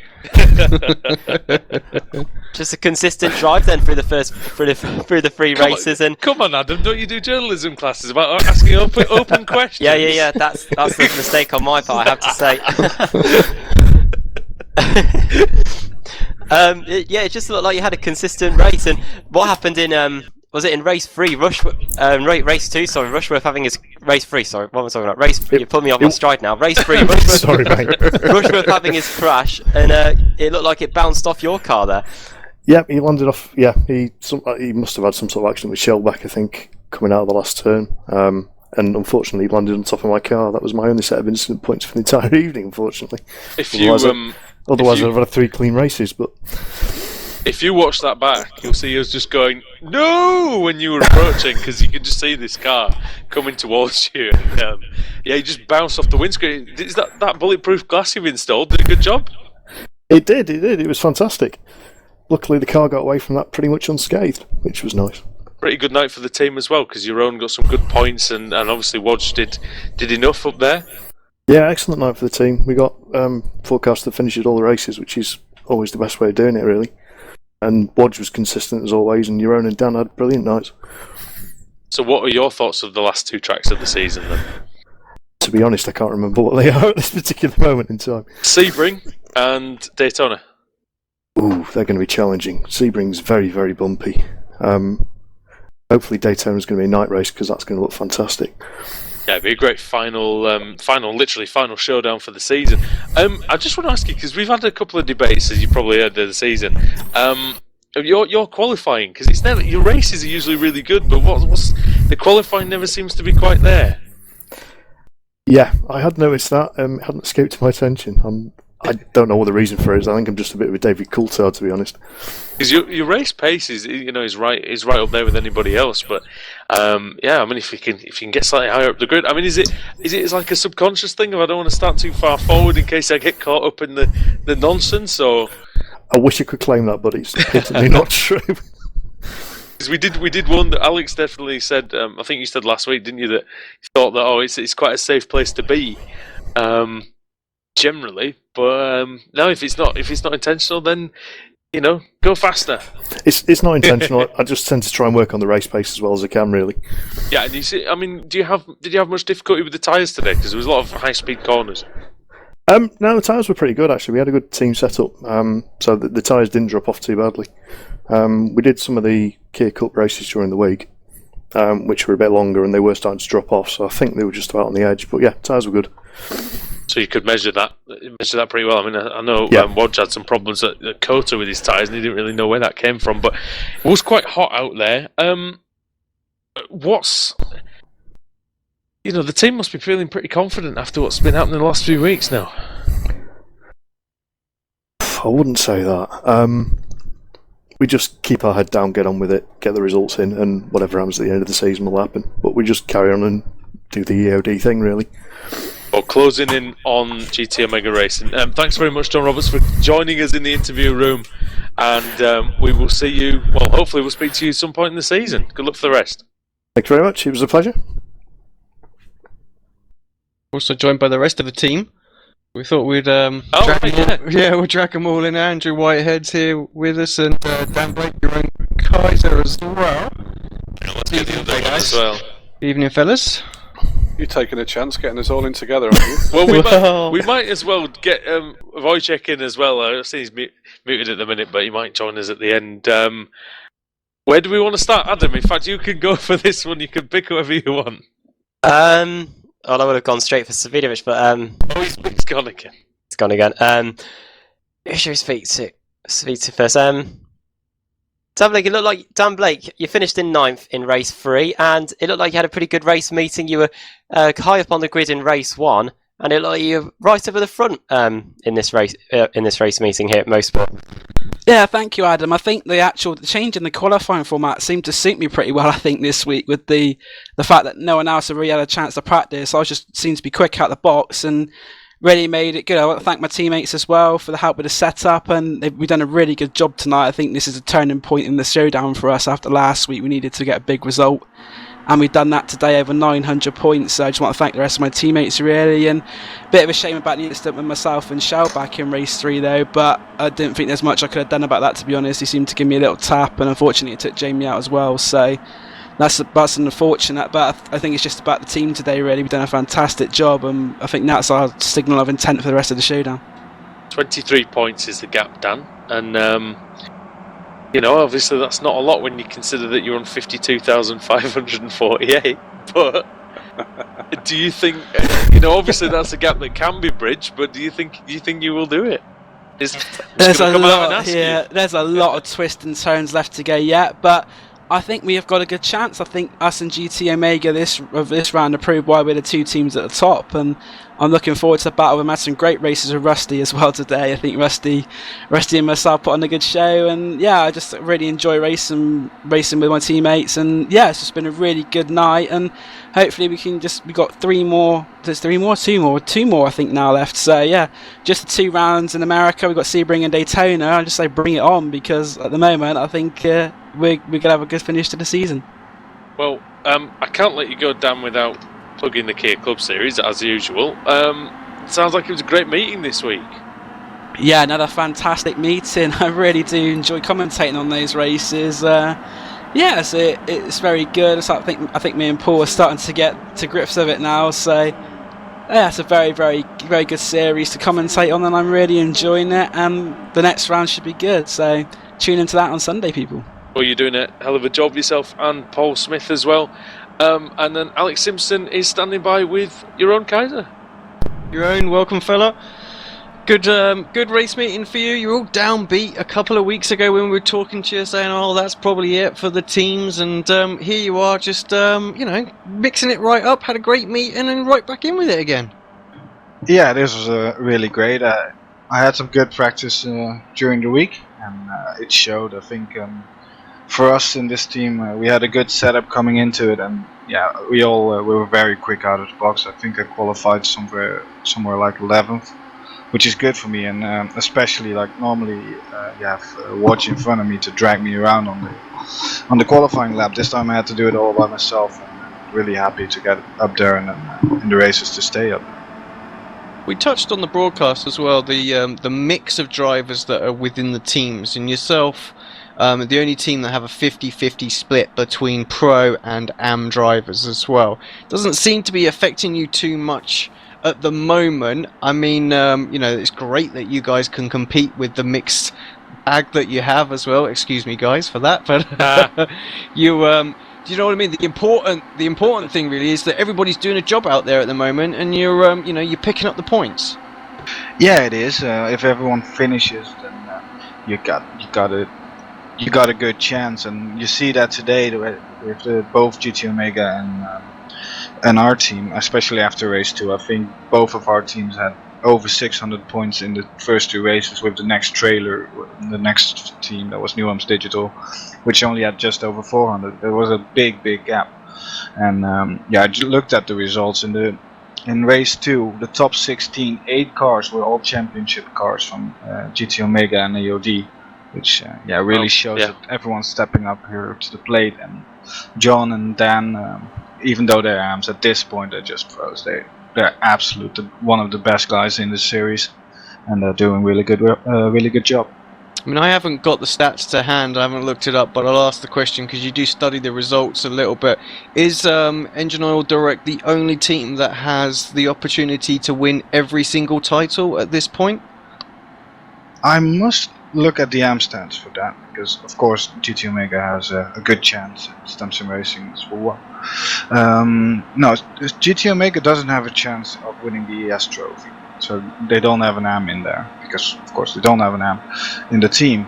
Paul Smith, on the other hand, is in the AM Championship for Simpson Racing, and David Baker is high up there in the Pro Championship. So Simpson Racing can also win all three.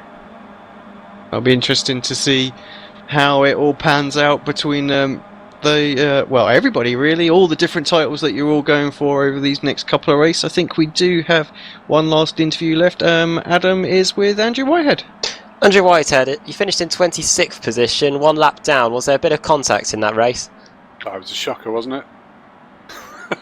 I mean, it was a tough night actually. I qualified relatively well for me, but I had an issue with lap 1 in the first race. Pete Newman and I, we're just magnets drawn to each other. Neither of us mean any harm. We both try to race fair and hard, but for some reason, whenever we're together, we just knock about. So, yeah, I ended up in the pits and couldn't rejoin the race. I had too many repairs. Race 2 was a 35th on the grid to 18th incident free, so I was fairly pleased with that.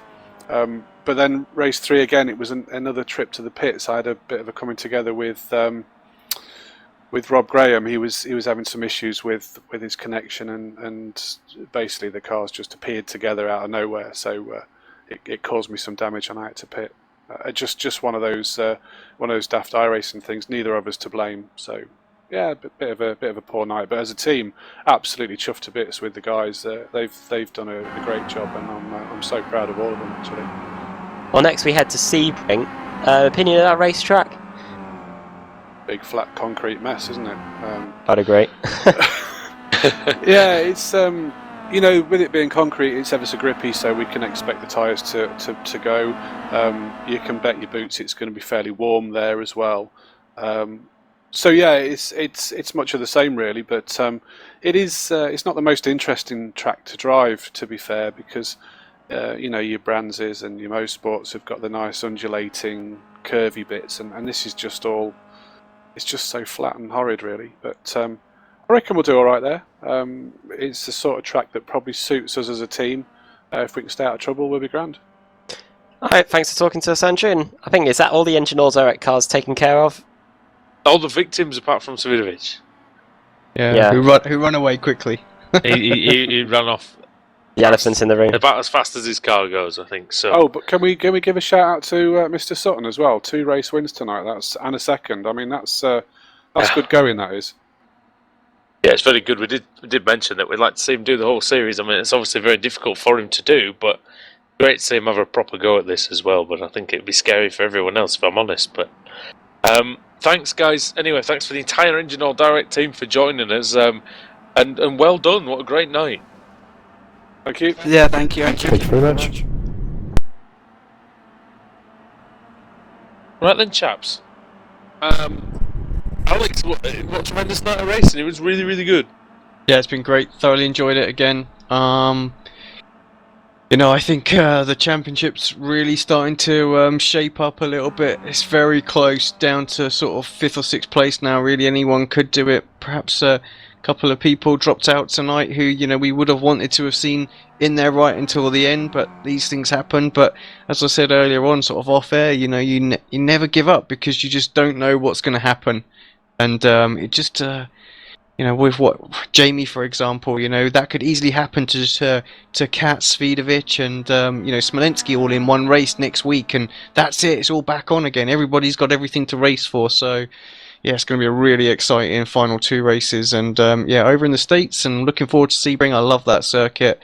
It's a bit like Marmite. You kind of, you love it or hate it, and once you know the layout really well, it's such a great circuit to drive and race, and then of course to end up under the floodlights at Daytona is going to be awesome. All right, well, from all of us here, it's been fantastic action tonight at Mosport, and we look forward to seeing you next week at Sebring. So from all of us at Apex Racing TV, live on iRacing Live and on Motors TV, time to say goodbye for now, but we'll be back for the final 2 rounds of the showdown next week. Well, Sebring and Daytona left. It's been a long run, but we're nearly there. From all of us here, it's goodbye.